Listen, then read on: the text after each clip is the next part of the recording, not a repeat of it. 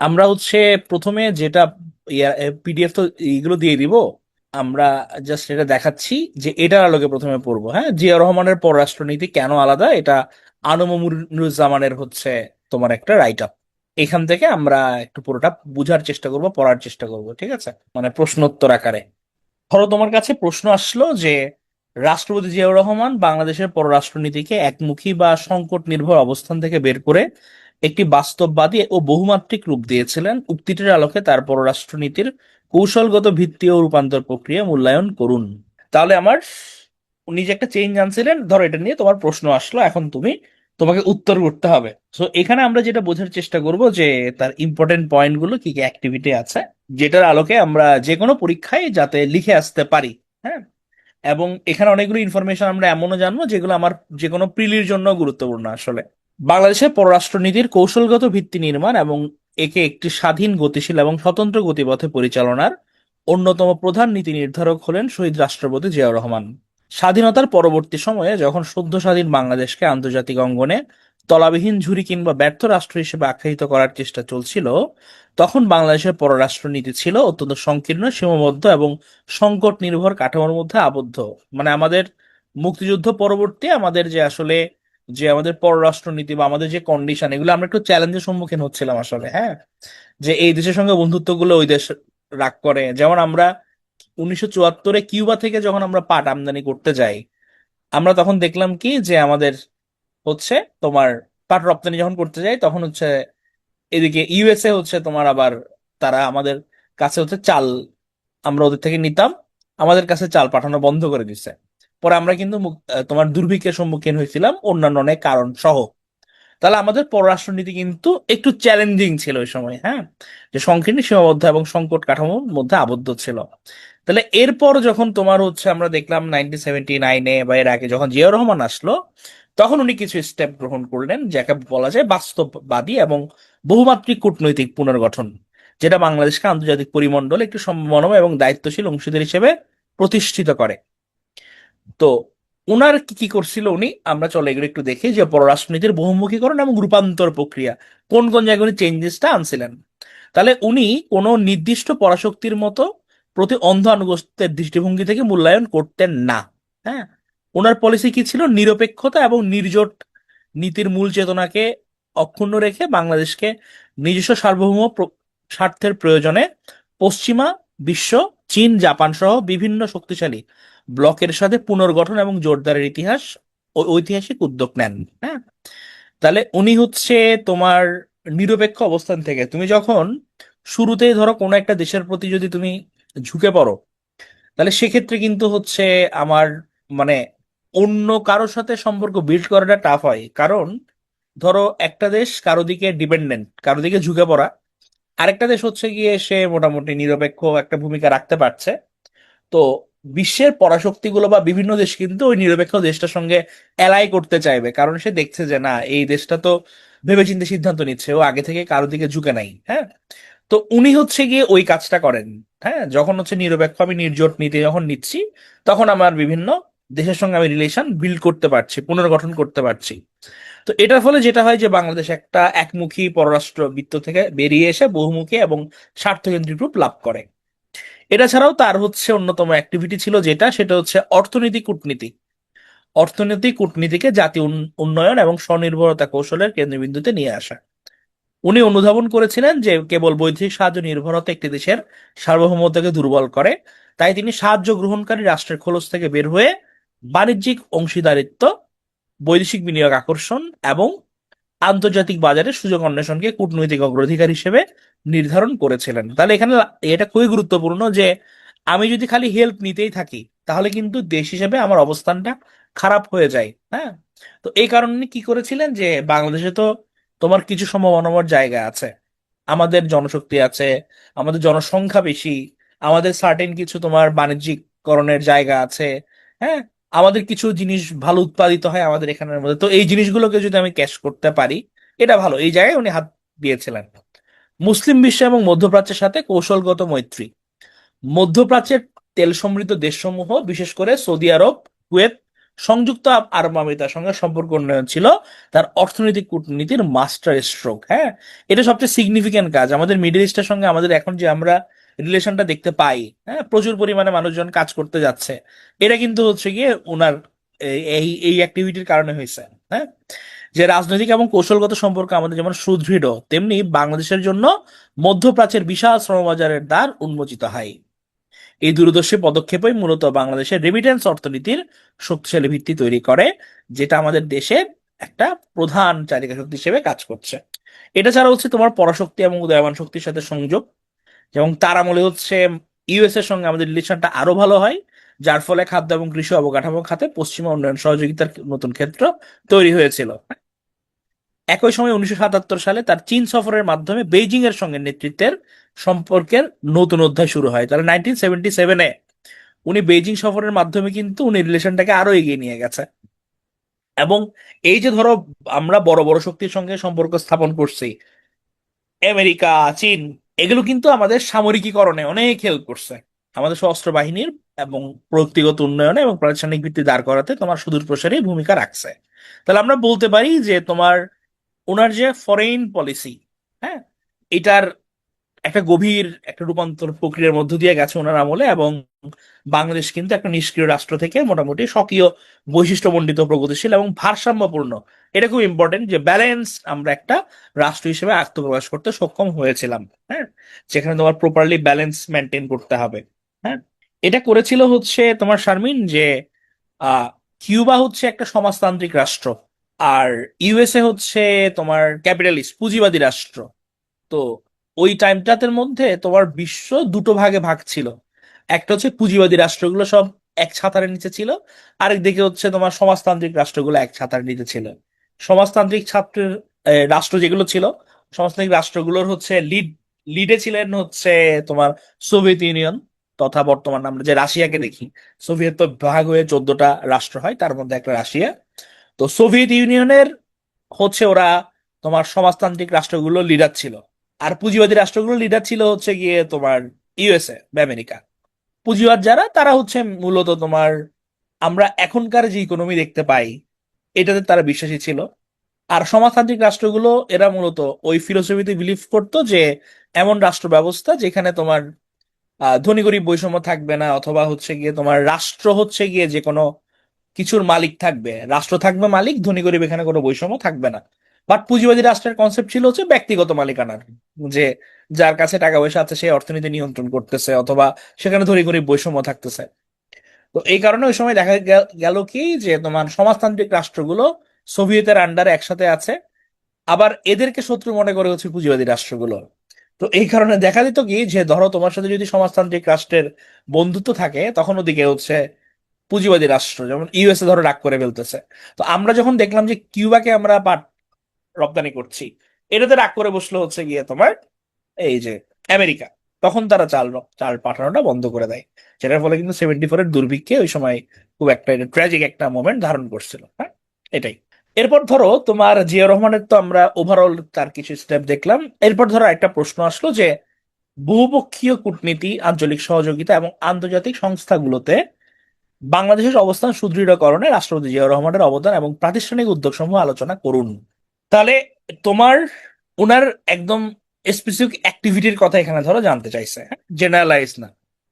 তাহলে উনি কেবল দ্বিপক্ষীয় সম্পর্কের আসলে উন্নয়ন করেন নাই, বহুপক্ষীয় কূটনীতি, মাল্টিল্যাটারাল ডিপ্লোমেসি, মানে সবাইকে নিয়ে কাজ করছে, বিভিন্ন দেশ নিয়ে যেমন ডিল করছে, বিভিন্ন প্রতিষ্ঠানের সঙ্গেও কিন্তু আমাদের রিলেশনটা উনি জোরদার করতে ভূমিকা রাখছে।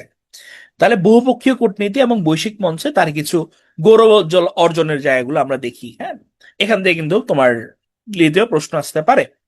তো রাষ্ট্রপতি জিয়া রহমানের কূটনৈতিক দূরদর্শিতা এবং লবিং এর সবচেয়ে বড় আন্তর্জাতিক স্বীকৃতি ছিল 1978 সালে পরাক্রমশালী জাপানের মতো উন্নত এবং প্রতিষ্ঠিত রাষ্ট্রকে পরাজিত করে জাতিসংঘ নিরাপত্তা পরিষদের অস্থায়ী সদস্যপদ অর্জন। আমরা জানি যে জাতিসংঘ নিরাপত্তা পরিষদ আছে একটা, তাই না? জাতিসংঘ নিরাপত্তা পরিষদের দুই ধরনের মেম্বারশিপ থাকে, একটা হচ্ছে তোমার স্থায়ী সদস্য, আর একটা হচ্ছে অস্থায়ী সদস্য। স্থায়ী সদস্য পদগুলো হচ্ছে আজীবনের জন্য, আর অস্থায়ী সদস্য পদগুলো হচ্ছে নির্দিষ্ট সময় পর পর পরিবর্তন হয়। এখন দেখি তোমাদের কাছে প্রশ্ন, তোমরা তো প্রিপারেশন নিচ্ছ, এডি বলো অথবা বিসিএস ক্যাডার বলো বা যে কোনো চাকরির পরীক্ষার জন্য বলো, আমাকে বলো যে নিরাপত্তা পরিষদে স্থায়ী রাষ্ট্রের সংখ্যা কয়টা? স্থায়ী সদস্য এরকম 5টা, ভেরি গুড। আর আমার অস্থায়ী সদস্য কয়টা থাকে এক একটা টার্মে? অস্থায়ী সদস্য ঠিক করে বলো, 10 নাকি 15? হ্যাঁ, এটা 10। তাহলে আমার টোটাল হচ্ছে গিয়ে 15, আর হচ্ছে 10, 10+5। হুম, এটা যাতে ভুল না হয়। অনেকে কিন্তু আমরা ভুলে 15 টাকায় ফেলি। হ্যাঁ, প্রশ্ন বুঝে উত্তর করতে হবে। তাহলে আমার 15 জন। তাহলে এই যে ধরো আমরা 1978 সালে তখন তোমার হচ্ছে আমরা অস্থায়ী সদস্যপদ অর্জন করছিলাম ফর দা ফার্স্ট টাইম নিরাপত্তা পরিষদের, এবং এটা ভোটিং এর মাধ্যমে হয়। হ্যাঁ, তো দেখা গেল কি হচ্ছে, আমাদের ওই সময় এশিয়া থেকে আমাদের প্রতিদ্বন্দ্বী ছিল তোমার জাপান। তো মজার ব্যাপার হচ্ছে বাংলাদেশ 150+ ভোট পায়, জাপান মাত্র ফাইনাল রাউন্ডে 2টা ভোট পাইছিল। তাহলে ধরো তোমার যখন যে কেউ তোমাকে যখন ভোট দিয়ে নির্বাচিত করতেছে, দ্যাট মিনস কি তোমার ওই দেশগুলো তোমাকে বিলিভ করে, অথবা ওই দেশগুলোর সাথে তোমার রিলেশনটা ভালো। তাহলে এই রিলেশন যে ভালো, এই ভালো করার জায়গাটা কিন্তু তোমার জিয়া রহমান হচ্ছে ওটা এনশিওর করছিলেন। হ্যাঁ, বিভিন্ন দেশের সঙ্গে উনি তোমার দ্বিপাক্ষিক সম্পর্ক, বহুপাক্ষিক সম্পর্ক, এগুলো নিয়ে উনি কাজ করছিলেন। তাহলে এটা কিন্তু ওই সময় আমাদের একটা বেশ বড় স্বীকৃতি ছিল যে একটা দেশ জন্মগ্রহণ করছে মাত্র ধরো 7 বছর আগে, 71-এ, সেই দেশটা 7 বছরের মাথায় জাতিসংঘ নিরাপত্তা পরিষদের অস্থায়ী সদস্য হলো। তাহলে এটা কিন্তু বিশ্বমঞ্চে একটা কূটনৈতিক আমাদের একটা বিজয় ছিল। হ্যাঁ, এছাড়া হচ্ছে তোমার বৈশ্বিক সংকটে নীতিনিষ্ঠ এবং মধ্যপন্থী অবস্থান, যে আফগানিস্তানে সোভিয়েত আগ্রাসন বা কম্বোডিয়া ইস্যুতে বাংলাদেশ কোনো পরাশক্তির চাপের কাছে নতি স্বীকার না করে আন্তর্জাতিক আইনের পক্ষে নীতিনিষ্ঠ অবস্থান গ্রহণ করে, যা বিশ্বব্যাপী প্রশংসিত হয়। হ্যাঁ, তো ওই সময় তোমাকে যেটা বলছিলাম যে ধরো বিশ্ব তো অলরেডি তোমার দুভাগে বিভক্ত, সোভিয়েত ব্লক না হলে হচ্ছে আমেরিকা, যার দিকে ঝুঁকা। তো এই ধরনের বৈশ্বিক কিছু তোমার সিচুয়েশনে ধরো আফগানিস্তানে সোভিয়েত ইউনিয়ন হচ্ছে অ্যাটাক করতেছে। হ্যাঁ, আর হচ্ছে তোমার এদিকে আবার কম্বোডিয়ার ওখানে ঝামেলা, সেখানে হচ্ছে গিয়ে তোমার কাজ ভূমিকা রাখছে হচ্ছে গিয়ে আমাদের বাংলাদেশ নিরপেক্ষ। এটার ফলে যেটা হয়েছে তোমার ওরা বিশ্বব্যাপী বাংলাদেশ হচ্ছে প্রশংসিত হয়েছে। হ্যাঁ, এটা ছাড়াও তোমার 1980-তে আমাদের হচ্ছে একটা ইরান ইরাক যুদ্ধ হয়েছিল। ওই যুদ্ধের মধ্যে হচ্ছে তোমার ওআইসি, আমরা জানি যে মুসলিম দেশগুলোর হচ্ছে একটা সংগঠন ওআইসি, এরা আবার হচ্ছে তোমার মধ্যস্থতা করার জন্য বাংলাদেশ খুব সক্রিয় একটা ভূমিকা রাখছিল। হ্যাঁ, যেটা তখন মুসলিম বিশ্বে বাংলাদেশকে একটা দায়িত্বশীল, মধ্যপন্থী এবং শান্তিকামী রাষ্ট্র হিসেবে এটা প্রতিষ্ঠিত করছে। হ্যাঁ, তাহলে আমাদের যে তোমার বিভিন্ন, তুমি কখন হচ্ছে তোমাকে সবাই কাউন্ট করবে, যখন হচ্ছে বিভিন্ন ইমার্জেন্সি ক্রাইসিস মোমেন্টে তুমি সিচুয়েশনটাকে ট্যাকেল দেওয়ার চেষ্টা করবা। এটা ব্যক্তিগত লাইফেও দেখবা 10 জন কখন তোমাকে প্রায়োরিটাইজ করবে, তুমি যে কোনো একটা মোমেন্টে তুমি লিডারশিপ রোল প্লে করতে পারতেছো। হ্যাঁ, বাংলাদেশ হচ্ছে ওই সময় এই কাজটা করছিল। এই কারণে হচ্ছে বাংলাদেশের জিনিসটা তোমার অনেকই হয়েছে। এটা পরাজিত হয়েছে বলতে হচ্ছে তোমাকে ভোট কম পাইছে, সিম্পল হিসাব। তোমার রিলেশন ভালো, বাংলাদেশকে তারা ভোট করছে, সিম্পল। হ্যাঁ, সবাই তো একসাথে জয়ী হইতে পারবে না, কারণ ওখানে সিট আছে 15টা। বাংলাদেশের ওই সময় প্রতিদ্বন্দ্বী ছিল হচ্ছে জাপান, বাংলাদেশকে ভোট বেশি দিয়েছে কারণ বাংলাদেশের আগে তার লিডারশিপ কোয়ালিটি দেখাইতে পারছে বিভিন্ন সিচুয়েশনে। এছাড়া হচ্ছে তোমার আন্তর্জাতিক ভোট ব্লক এবং উত্তর দক্ষিণ সংলাপ। হ্যাঁ, আফ্রিকা মহাদেশের প্রভাবশালী রাষ্ট্রপ্রধানদের, যেমন সেনেগালের তোমার প্রথম প্রেসিডেন্টের নাম হচ্ছে সেনঘর, গিনির প্রথম প্রেসিডেন্টের নাম হচ্ছে সেকু তুরে, এদের সঙ্গে তোমার রিলেশনটা খুব ভালো ছিল। এবং তোমরা দেখবা যে আফ্রিকা মহাদেশে কিন্তু অনেকগুলো দেশ, জাতিসংঘে তুমি যদি কোনো একটা ব্যাপারে ভোট কাউন্ট বাড়াতে চাও, তোমাকে মাস যেটা করতে হবে আফ্রিকা মহাদেশের দেশগুলোর সঙ্গে ভালো সম্পর্ক রাখা। এটা খুবই ভাইটাল, এটা একটা বিশাল একটা ভোট ব্যাংক। যেমন তোমার ফিফার প্রেসিডেন্টকে নিয়ে অনেক কথাবার্তা হয়, ইনফান্তিনো। এখন ইনফান্তিনো কিন্তু তোমার সেকেন্ড টার্মের মতো, সে এখন প্রেসিডেন্ট। সামনের বার ধর হচ্ছে সে আবারও প্রেসিডেন্ট হবে, নেক্সট ইয়ার আবার ইলেকশন। এবং তার যে এই বিশাল ভোট ব্যাংক, এগুলো কোত্থেকে আসে? আফ্রিকা কিন্তু তার একটা বড় অংশ। হ্যাঁ, আফ্রিকার অনেক ভোট আছে। হ্যাঁ, তো আফ্রিকার সঙ্গে সবাই মোটামুটি একটা রিলেশন মেনটেন করতে চাই। তো জিয়া রহমানও যেটা করছিল যে তোমার সেনেগালের সেনঘর আর গিনির সেকু তুরে এদের সঙ্গে তোমার রিলেশন ভালো করছে, ফলে আফ্রিকান যে তোমার ভোট ব্লক সেটার সমর্থন আদায় উনি সক্ষম হন। একই সাথে উনি বিশ্বমঞ্চে উত্তর দক্ষিণ সংলাপের পক্ষে জোরালো অবস্থান নিয়ে বৈশ্বিক অর্থনৈতিক বৈষম্য হ্রাসের দাবি তোলেন, যেটা তৎকালীন সময়ে উন্নত দেশগুলোর একটা সম্মিলিত কণ্ঠস্বরে পরিণত হয়। হ্যাঁ, মানে আমাদের বিশ্বের মধ্যে তোমরা দেখবা সামনে যে গ্লোবাল সাউথ গ্লোবাল নর্থ বলে দুইটা কনসেপ্ট আছে। গ্লোবাল সাউথ হচ্ছে আমরা তোমার আমাদের দক্ষিণের যে দেশগুলো আছে, হ্যাঁ, তো এরা কিন্তু হচ্ছে আমরা একটু গরিব। হ্যাঁ, মানে তুমি বিশ্বের মানচিত্রে যদি ইন্টারেস্টিংলি তুমি যদি দক্ষিণের দেশগুলোর দিকে তাকাও, দেখবা যে এগুলোর ইকোনমিক অবস্থা অত ভালো না। আবার তুমি যদি উত্তরের দেশগুলোর যদি তাকাও, গ্লোবাল নর্থের দিকে, দেখবা যে এদের ইকোনমি ভালো। এবং পুরো বিশ্বের মধ্যে যে কোনো কনসেপ্টে বলা হয় যে গ্লোবাল নর্থ গ্লোবাল সাউথের কথা, মানে এরা ভালো এরা খারাপ। এখন তোমার গ্লোবাল সাউথ আমরা যারা আছি, দক্ষিণের যারা, তারা একটু বঞ্চিত। তাদের পক্ষে হচ্ছে তোমার উনি অর্থনৈতিক বৈষম্য হ্রাসের দাবি তুলেছিলেন বিশ্বের বিভিন্ন প্ল্যাটফর্মে। হ্যাঁ, এই কারণে হচ্ছে ওই সময় উনার এটা অনেক কাজে দেয়। এছাড়া তোমার হচ্ছে আঞ্চলিক সহযোগিতার কিছু জায়গা ছিল, যেমন সার্ক। সার্ক উনি প্রতিষ্ঠা করেছেন। হ্যাঁ, উনি দৃঢ়ভাবে বিশ্বাস করতেন যে দক্ষিণ এশিয়ার দেশগুলোর টেকসই উন্নয়ন এবং নিরাপত্তা কেবল ভূ রাজনৈতিক দ্বন্দ্বে নয়, বরং একটা যৌথ আঞ্চলিক সহযোগিতা কাঠামোর মাধ্যমে কিন্তু কার্যকর করা সম্ভব। এই চিন্তার আলোকেই কিন্তু তোমার উনি কি করেছিলেন, 1985 সালে আনুষ্ঠানিকভাবে সার্ক ভিত্তির মূল ভিত্তি হিসেবে কাজ করেন, এবং এই জন্য তাকে সার্কের প্রতিষ্ঠাতা হিসেবে কিন্তু গণ্য করা হয়। হ্যাঁ, তাহলে আঞ্চলিক জায়গায় উনি কাজ করেছেন। এছাড়া আমাদের বাংলাদেশের আভ্যন্তরীণ তোমার কিছু জায়গায় উনি কাজ করেছেন, যেমন বিএমইটি এবং শ্রম অভিবাসন। বৈদেশিক আমাদের যে শ্রম বাজার আছে সেটাকে এক মিনিট, আমি একটু চা গাছি, গলা ভেঙে যাচ্ছে আমার।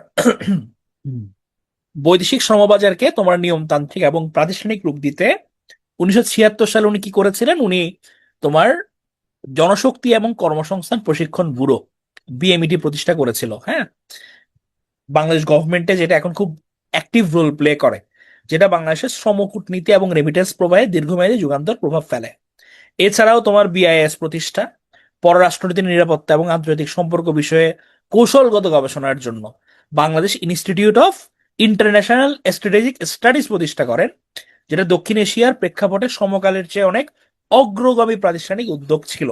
হ্যাঁ, তাহলে তুমি পররাষ্ট্রনীতি ফরমেশন করতে যাচ্ছ, রিলেশন বিল্ড করতে যাচ্ছ, তাহলে তোমার কিন্তু কি লাগবে, তোমার এরকম প্রতিষ্ঠান লাগবে যারা এগুলো নিয়ে হচ্ছে ডিল করবে। হ্যাঁ, তাহলে এই ভিত্তিতে উনি হচ্ছে institute of international strategic studies প্রতিষ্ঠা করছিলেন। হ্যাঁ, এটা তার একটা অ্যাক্টিভ ভূমিকা ছিল। তাহলে বহুপক্ষীয় মঞ্চে যেরকম উনি কাজ করেছেন, আমরা দেখলাম কি অঞ্চল ভিত্তিক উনি উনি কাজ করেছেন তোমার দ্বিপাক্ষিক বহুপাক্ষিক সব সেক্টরেই, যেটা হচ্ছে তোমার বর্তমানেও কিন্তু আমাদের এই রিলেশন গুলো এখনো আমরা দেখছি, মিডল ইস্ট থেকে শুরু করে আফ্রিকান ইউনিয়নের সাথে রিলেশন সবগুলোই কিন্তু আমাদের এখনো স্টিল নাও এগুলো কাজ করছে। হ্যাঁ, চলো আমরা আরেকটা প্রশ্ন দেখি তোমার ওনার আরো কিছু কাজ, যে দ্বিপাক্ষীয় সংকট নিরসন এবং অপ্রথাগত কূটনীতিতে রাষ্ট্রপতি জিয়াউর রহমানের নীতি এবং কৌশল সমূহ মূল্যায়ন করুন। হ্যাঁ, উনি এগুলো কিভাবে ডিল করেছেন। ধরো রাষ্ট্রপতি জিয়াউর রহমানের পররাষ্ট্রনীতি কেবল প্রথাগত রাজনৈতিক আলোচনার মধ্যে সীমাবদ্ধ ছিল না, বরং তিনি অত্যন্ত জটিল দ্বিপক্ষীয় সংকট নিরসন এবং সামরিক ও অপ্রথাগত ক্ষেত্রে বহুমুখী কূটনৈতিক কৌশল ব্যবহার করেছিলেন। হ্যাঁ, তাহলে ধরো আমরা ইন্টারন্যাশনাল পলিটিক্স বা ইন্টারন্যাশনাল রিলেশনে দুইটা টার্ম ইউজ করি পাওয়ারের ক্ষেত্রে, একটা হচ্ছে সফট পাওয়ার, একটা হচ্ছে হার্ড পাওয়ার। হার্ড পাওয়ার মানে কি, যে ধরো তুমি কোনো বিশ্বের কোনো একটা দেশ তোমার কথা শুনছে না, তুমি হার্ড লাইনে গেলা, তুমি তাকে ভয় দেখাচ্ছ, তুমি তাকে ভয় দেখাচ্ছ যে আমি তোমাকে অ্যাটাক করব, অথবা হচ্ছে আমি তোমাকে অর্থনৈতিক অবরোধ দিব। হ্যাঁ, আমার পাওয়ার আছে, আমি জোর খাটাবো। এটা হচ্ছে হার্ড পাওয়ার। আরেকটা হতে পারে কি, যে তোমার তুমি আমার বন্ধু, তুমি আমাকে হেল্প করো, আমি তোমাকে হেল্প করব, একজন একজনকে সহায়তা করব। হ্যাঁ, বিভিন্ন সেক্টরে তোমাকে আমি বিভিন্ন পণ্য আমদানি রপ্তানি হতে পারে। হ্যাঁ, তোমার যে কোনো কাজে আমি লোন দিয়ে তোমাকে সাহায্য করলাম। হ্যাঁ, মানে বুঝাই সুন্দর ওয়েতে হচ্ছে আরেকটা ডিল করা যায়, কাউকে হাতে আনা যায়।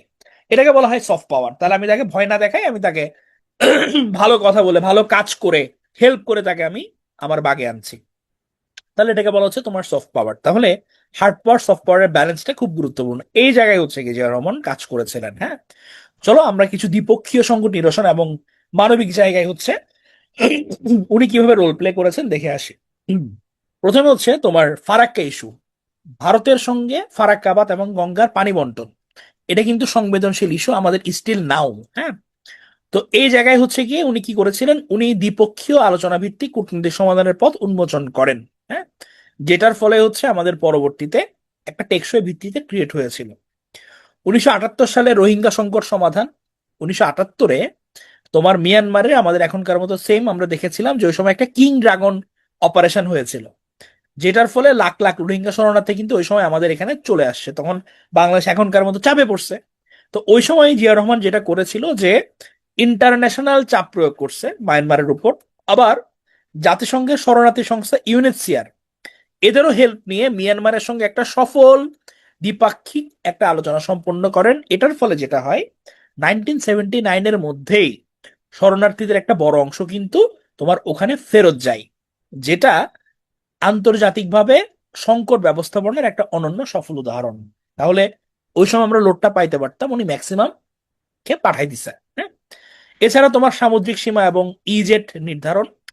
উনি বঙ্গোপসাগরে বাংলাদেশের সার্বভৌমত্ব এবং অর্থনৈতিক অধিকার প্রতিষ্ঠা করার লক্ষ্যে এক্সক্লুসিভ ইকোনমিক জোন নির্ধারণ করেন এবং সামুদ্রিক সীমানা নিয়ে ভারত এবং মিয়ানমারের সঙ্গে একটা প্রাথমিক আলোচনা শুরু করেন, যেটা পরবর্তীতে আমরা গিয়ে দেখেছি যে আমাদের সমুদ্র বিজয় হয়েছে। হ্যাঁ, আমাদের ব্লু ইকোনমিক বা সামুদ্রিক অর্থনীতির মজবুত ভিত্তি এটা উনি গড়ে দিয়েছিলেন। এটা ছাড়াও তোমার ডিফেন্স অ্যান্ড কালচারাল ডিপ্লোমেসির অনেক কাজ করেছেন। সামরিক পেশাদারিত্বের প্রাতিষ্ঠানিক রূপদান, হ্যাঁ, যেমন হচ্ছে 1977 সালে উনি মিরপুরে প্রতিষ্ঠা করেছিলেন তোমার defence services command and staff college.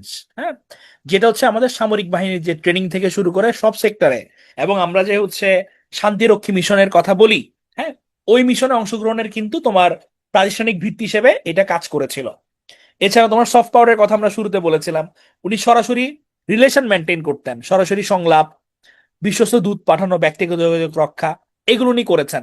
যে ধরো আমি হচ্ছে আমলাতান্ত্রিক জটিলতা করতেই পারি, অমুকের সঙ্গে দেখা করা, ফাইল চালাচালি করা, ওই সিস্টেমে নাই, উনি ডিরেক্ট রিলেশন মেনটেন।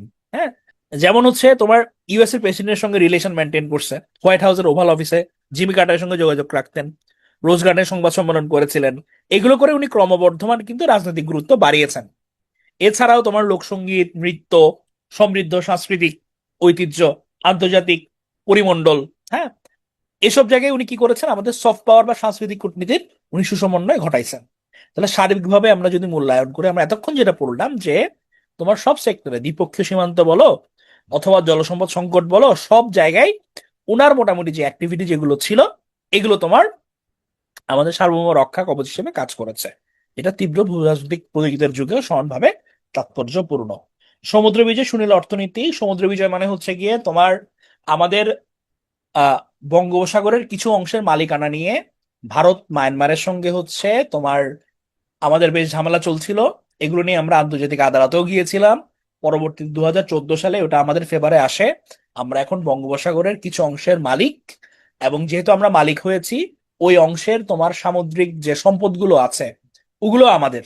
হ্যাঁ, আমরা ধরো হচ্ছে মাছ ধরতে পারছি, হ্যাঁ, অথবা ইন ফিউচার যদি ওখানে নিচে কোনো আমরা ধরো তোমার গ্যাস পেলাম, যে কোনো খনিজ সম্পদ পেলাম, ওটাও মালিক আমরা।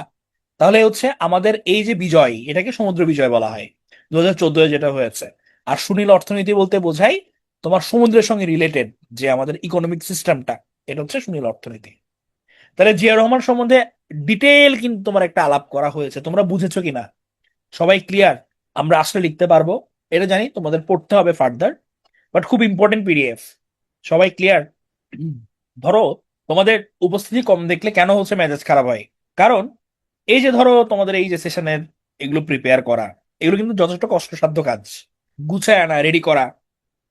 যখন দেখবো যে আমার যাদের জন্য আমি করছি তারাই তো ইন্টারেস্টেড না, তারাই তো সেশন অ্যাটেন্ড করে না, তখন আর করতে তো মন চায় না। সবাই ক্লিয়ার তো? তিনজন মাত্র ইয়েস বলেছ, তাহলে ধরে নিচ্ছি যে বাকিরা ক্লিয়ার, হোপফুলি। সো আমরা নেক্সট ইয়ার তাহলে তোমার আগাই। আচ্ছা, এগুলো যে কি পরিমাণ তোমার গুরুত্বপূর্ণ জিনিসপত্র, এগুলো বুঝবা যারা এগুলো মনোযোগ দিয়ে ফলো করবা, কমন পেয়ে যাবা, যে কোনো পরীক্ষায় লিখতে পারবা। এইচপি ধরো রেকর্ড সবসময় এটা মিস যায়। লাইভ ক্লাস করা, আমার তো ভাই 6 AM ক্লাবে তোমার আমরা কখনোই রেকর্ড দিই নাই, কারণ 6 AM আমার মেইন মোটো হচ্ছে তোমাকে 6টায় ঘুম থেকে ওঠানো। এরপর বাকিটা তুমি যখন পড়ার সঙ্গে শুরু করবা, দিনটা এমনিতে সুন্দরভাবে স্টার্ট হবে। রেকর্ড দেখা তো হচ্ছে আর 10-5টা কোর্সের মতো হয়ে গেছে। রেকর্ড কিন্তু তোমার একদম মানে চালু করছি 2-3 মাস হয়েছে মনে হয়। এই 3 মাস আগে 6 AM ক্লাবের তোমার আমাদের 6 বছর ইতিহাসে কখনোই রেকর্ড আমরা দিই নাই, কারণ এটা আমাদের মেইন মোটর সঙ্গে যায় না। শুধুমাত্র কারেন্টের ইস্যু হচ্ছিল, অনেকে রিকোয়েস্ট করেছে, ওই হিসাবে হচ্ছে আমরা দিয়েছি। সো চেষ্টা করবা হচ্ছে ভাই লাইভ সেশন অ্যাটেন্ড করা, এটাই আমাদের হচ্ছে। আমরা তোমার পিডিএফ ডাউনলোড বলো, মানে আমরা 6 এম ক্লাবের তোমাদের শুনলে মনে হয় যে ভাই আমাদের কি হচ্ছে গাল গপ্প মারছেন, গাল গপ্প মারা না। আমরা 6 এম ক্লাবে আগে অনলি সেশনটাই করতাম। There was no PDF, there was no record. ফলে যেটা হইতো, স্টুডেন্টরা সবাই সকালে খুবই মনোযোগী, সুন্দরভাবে ক্লাস করতো, কনসেপ্টটা নিত, পড়তো। তখন হচ্ছে গিয়ে এই একটা দেখা যাইতো। এবং ওই সময় যারা রেগুলার ছিল আজকে সবগুলো ক্যাডার বলা পাইনি। 6 এম ক্লাবটা ওরকম রোল প্লে করছে তোমার, দিনভর পোলা পাইন হচ্ছে গুগল মিটে পড়তেছে নিজের মতো করে। হ্যাঁ, so that was A golden এরা। আমরা চাই যে ওই ভাইবটা তোমাদের মাঝে ফিরে আসুক। এই কারণে আমরা এই এলিমেন্ট গুলো হচ্ছে অফ করতে চাই। হ্যাঁ, যে যখন আমি এই কন্টেন্ট গুলো দিব তখন তুমি সিরিয়াস থাকবা যে না আমার সকালের সেশনটা খুব মনোযোগ দিয়ে অ্যাটেন্ড করতে হবে, সেই কারণে চেষ্টা করবা। হ্যাঁ, এটাই সমস্যা, লাইভ ক্লাস সবসময় ভালো। হ্যাঁ, যদি স্টার্ট এই কখনোই ছিল না তো এটা। হ্যাঁ, এখন ধরো আগে সিস্টেম চালু করলে তখন আবার মনে করবে যে হ্যাঁ ভাইয়ারা দিচ্ছে না, দিলে কি হয়। কিন্তু দিলে কি হয় আমি জানি যে তোমাদের অভ্যাস খারাপ হবে, এটার জন্য আলটিমেটলি লাভ হবে না। হুম, এটা হচ্ছে ব্যাপার তোমার। আমাদের ধরো সমস্যা কি হয় যে আমরা যখন ওই তোমার একটা পরীক্ষার চাপ আসে না, যেমন ফেব্রুয়ারিতে অনেক স্টুডেন্ট ছিল, মানে অনেকে তুমি বলছো যে অনেকে অ্যাটেন্ড করতো, অ্যাটেন্ড কেন করতো, কারণ তখন একদম উড়াধুরা সব পরীক্ষাগুলো হচ্ছিল। তখন আমাদের টনক করছে, হাই হাই হাই হাই, এত টানা পরীক্ষা হচ্ছে, আমরা কিভাবে টাল সামলাবো। যখনই পরীক্ষার প্রেশার কমে গেছে আমাদের আর হুঁশ নাই, আমরা আবার হেলে দুলে আগানো শুরু করছি আর কি। হ্যাঁ, এটা হচ্ছে গ্যাঞ্জাম। সো তোমার প্রিপারেশনটা তো হইতে হতো ভাই আগে থেকে, আগে থেকে স্ট্রং হইতে হবে। চলো এবার হচ্ছে আমরা দেখব আমাদের হচ্ছে মালয়েশিয়া বাংলাদেশ রিলেশনশিপ নিয়ে। তোমার মালয়েশিয়া সফর, এটা যদিও আগেই আমাদের গত মাসেই আমাদের প্রধানমন্ত্রী ঘুরে আসছেন, এবং এরপর থেকে এটা নিয়ে আসলে অনেক কথাবার্তা হচ্ছে, তোমাদের আমি এটা নিয়ে একটু আইডিয়া দিয়েছিলাম, এটা নিয়ে সুন্দর একটা আর্টিকেলও আসছে। সো আমরা এটা একটু দেখবো। হ্যাঁ, এবং এটা খুব গুরুত্বপূর্ণ যে কোনো পরীক্ষার জন্য। এবং তোমরা জানো যে তোমাদের মনে হয় বলছিলাম যে আমার বন্ধু মহাজাদু জানে এই ব্যাকগ্রাউন্ডে মালয়েশিয়া হচ্ছে তোমার একটা ভিডিও শেয়ার করছিল যেটা প্রচন্ড ভাইরাল হয়েছে। হ্যাঁ, তাহলে পূর্ব এশিয়ার মডেলে অংশীদারিত্ব নতুন দিগন্ত, এটা এই কলামটা আমরা একটু প্রশ্নাগারে পড়বো। হুম, চলো ওটাই তোমরা লাইভ করলে মানে এটার উপকারিতা আর কি বলবো, ম্যাচিওর স্টুডেন্ট সবাই বলে যে নিজের ভালো নাকি পাগলেও বোঝে, এখন তো পাগলেরা বুঝতেছে না। আচ্ছা, ধরো বাংলাদেশ মালয়েশিয়া দ্বিপক্ষীয় সম্পর্কের ঐতিহাসিক বিবর্তন এবং বর্তমান কাঠামোগত পরিবর্তনের প্রয়োজনীয়তা আলোচনা করুন। হ্যাঁ, আমাদের দুই দেশের মধ্যে রিলেশন, হ্যাঁ এটা আগে কি ছিল, এখন কি আছে, ফিউচারে কি হবে, এই ধরনের একটা প্রশ্ন আমাকে জানতে চাইছে। হ্যাঁ, এবং যেহেতু হচ্ছে আমাদের প্রধানমন্ত্রী উনি সফর করেছেন, দের ইজ হাই চান্স তোমার এই ধরনের প্রশ্নগুলো চলে আসা, অথবা বাংলাদেশের যখন আন্তর্জাতিক সম্পর্ক নিয়ে কোনো প্রশ্ন আসবে তখন তোমরা ইজিলি বাংলাদেশ মালয়েশিয়া রিলেশনটা তুলে আনতে পারবা। তাহলে বাংলাদেশ ও মালয়েশিয়ার কূটনৈতিক সম্পর্ক ঐতিহাসিকভাবে অত্যন্ত নিবিড় হলেও বিগত কয়েক দশক ধরে তা মূলত একটি সংকীর্ণ এবং একপেশে কাঠামোর মধ্যে সীমাবদ্ধ ছিল। তবে সমসাময়িক ভূরাজনীতি ও চতুর্থ শিল্প বিপ্লবের এই যুগে দুই দেশের সম্পর্ককে প্রথাগত সস্তা শ্রমবাজারের বৃত্ত থেকে বের করে একটি জ্ঞান ও প্রযুক্তি ভিত্তিক যৌথ সমৃদ্ধির ব্লুপ্রিন্টে রূপান্তর করার ঐতিহাসিক সুযোগ তৈরি হয়েছে। তাহলে আমাদের হচ্ছে আগে একটা সিস্টেমে চলতো, বাট এখন ওটার থেকে বের হয়ে আরেকটু আগানোর একটা টাইম আসছে আমাদের। হ্যাঁ, তাহলে আগের কি মডেলটা ছিল, চল আমরা দেখি। সস্তা শ্রমের যোগান ও ভোগ, বিগত দশকগুলোতে ঢাকা কুয়ালালামপুর, ঢাকা বাংলাদেশের রাজধানী, কুয়ালালামপুর মালয়েশিয়ার রাজধানী, এটা রিলেশনটা কি ছিল, মূলত জনশক্তি রপ্তানি মডেল। মানে বাংলাদেশে তার জনসংখ্যা উদ্বৃত্তকে সস্তা এবং অদক্ষ শ্রম হিসেবে যোগান দিয়েছে, এবং উচ্চ আয়ের দেশ হিসেবে মালয়েশিয়া তা ভোগ করেছে। তার আমরা আগে আমাদের রিলেশনটা কি ছিল, যে আমাদের মানুষ আছে, এটা যোগ্য চেয়ে অযোগ্যই বেশি, মানে অযোগ্য বলতে তাকে আন্ডারমাইন করা হচ্ছে না। ধরো শ্রমিকের তো দক্ষ শ্রমিক অদক্ষ শ্রমিকের ব্যাপার আছে। একজন শ্রমিক হচ্ছে, দেখবা মিডল ইস্টে হচ্ছে তোমার এমন কিছু শ্রমিক আছে যারা কায়িক শ্রম যেমন এক্সপার্ট, তেমনি আইটি সেক্টরেও তারা এক্সপার্ট, এদের ডিমান্ড অনেক বেশি। আর আমাদের বাংলাদেশের মানুষগুলো কি, যে আমরা কায়িক শ্রম হয়তো দিতে পারছি, বাট টেকনিক্যালি আমরা স্কিল্ড না, এই কারণে অদক্ষ শ্রম বলা হয়। হ্যাঁ, তাহলে আমরা এই ধরনের শ্রম দিছি, ওরা হচ্ছে গিয়ে এটা ভোগ করছে, এই রিলেশন আমাদের ছিল। এর মধ্যেও যেটা ঝামেলা ছিল, ভাবমূর্তি ক্ষুণ্ণ হওয়া মধ্যস্বত্বভোগ এবং বিভিন্ন সিন্ডিকেটের কারণে। আমরা দেখেছি যে যাদেরকে পাঠাচ্ছি এদের এরাও বিভিন্ন সিন্ডিকেটের কবলে আক্রান্ত। ধরো আমার যেতে হয়তো খরচ 1 লাখ লাগছে, দালালের খপ্পরে পরে সে 10 লাখ টাকা দিয়ে যাচ্ছে।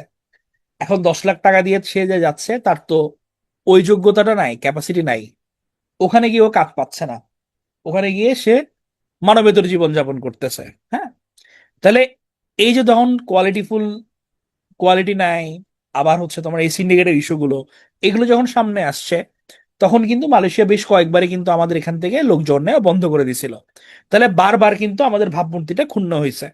এছাড়া কৌশলগত স্থবিরতা, আমরা যে আগে কূটনৈতিক সফরগুলো করেছি এগুলোর মধ্যে যেটা ছিল যে কেবলমাত্র প্রোটোকল, এটা মেনটেন করো, ফটো তুলো, আর কিছু স্বাক্ষর করো, কাগজে সমঝোতা স্মারক, যে সাইনের মধ্যেই শেষ। যেটা দীর্ঘমেয়াদী যে আমার চেঞ্জ আসবে, আমি যে একটা জায়গায় রাষ্ট্রপ্রধানের সঙ্গে সাক্ষাৎ করে আসলাম, এটা শুধুমাত্র ফটো ভিডিওর মাধ্যমে সীমাবদ্ধ না, দৃশ্যমান একটা পরিবর্তন আসবে, এইটা আমরা আনতে পারি নাই। তাহলে এটা হচ্ছে আমাদের প্রথাগত গ্যাঞ্জামগুলো ছিল। এখন তোমার কোন কোন জায়গায় কাজ করা যায়, ওই পয়েন্টগুলো নিয়ে আমরা এখন আলোচনা করব যে কোন কোন জায়গায় কাজ করলে আমাদের জন্য এটা খুব ইম্প্যাক্টফুল আনবে। যে বাংলাদেশ বর্তমানে কিন্তু শুধুমাত্র যে আমরা সস্তা শ্রমের যোগানদাতা বলি এটা কিন্তু না, মালয়েশিয়ার উচ্চ মূল্যের খাতগুলোর অন্যতম প্রধান চালিকা শক্তি, যেগুলোকে ভাঙায় আমরা অনেক কিছু করতে পারি। যেমন দেখো, উচ্চশিক্ষা অর্থায়ন। মালয়েশিয়ার বিশ্ববিদ্যালয়গুলোর আন্তর্জাতিক শিক্ষার্থীদের টিউশন ফি আয়ের দ্বিতীয় বৃহত্তম উৎস হলো বাংলাদেশি শিক্ষার্থীরা। ইন্টারন্যাশনাল যে স্টুডেন্ট আছে তার মধ্যে যে টিউশন ফি তারা যে পে করে, তার মধ্যে সেকেন্ডে আছে বাংলাদেশ। বুঝো কি পরিমাণ বাংলাদেশি স্টুডেন্ট মালয়েশিয়ার ইউনিভার্সিটিগুলোতে পড়ে। তাহলে এটা আমাদের একটা লেভারেজের জায়গা, ওদেরকে আমরা ইনকাম করাই দিচ্ছি। গবেষণা মেধা, মালয়েশিয়ার শীর্ষ 2% সর্বাধিক উদ্ধৃত বিদেশি গবেষকদের একটি বড় অংশই বাংলাদেশি শিক্ষাবিদ। তাহলে মালয়েশিয়াররা বিভিন্ন জায়গায় ওরা যে রিসার্চ পেপার গুলো, ধরো রিসার্চ গুলো ইউজ করে, তার মধ্যে টপ 2%-এর মধ্যে ম্যাক্সিমামে কিন্তু আমাদের বাংলাদেশি শিক্ষাবিদরা আছে। পুঁজি বিনিয়োগ, মালয়েশিয়ার একটা বড় স্কিম আছে, তার নাম হচ্ছে মালয়েশিয়া মাই সেকেন্ড হোম। এটার নাম, এটা হচ্ছে গিয়ে তোমার, তুমি যদি ইনভেস্ট করো তোমাকে কিন্তু তারা বিভিন্ন স্কিমে সুবিধা দেয়। যে আপনি 20 বছর আমার এখানে নাগরিকত্ব সুবিধা পাবেন, 5 বছর পাবেন, 10 বছর পাবেন। মানে তুমি ইনভেস্ট করলে তোমার সুবিধা দেওয়া। সেকেন্ড হোম, এই ওদের স্কিমটার নাম মালয়েশিয়া মাই সেকেন্ড হোম। এই স্কিমের মধ্যে দেখা গেছে যে উচ্চবিত্তের পুঁজি বিনিয়োগের ক্ষেত্রে বাংলাদেশ এখানেও সেকেন্ড অবস্থানে আছে। হ্যাঁ, আমরা প্রচুর ইনভেস্ট করি মালয়েশিয়া, এই জায়গায় আমাদের প্রচুর মানুষজনের বাড়িঘর আছে, এবং ওখানে আমরা বিভিন্ন মেয়াদে নাগরিকত্ব সুবিধাগুলো নিই। আবার হাইটেক শিল্প, তোমার মালয়েশিয়া কিন্তু তোমার হাইটেক ডেভেলপ তারা এখন হচ্ছে ভালোই।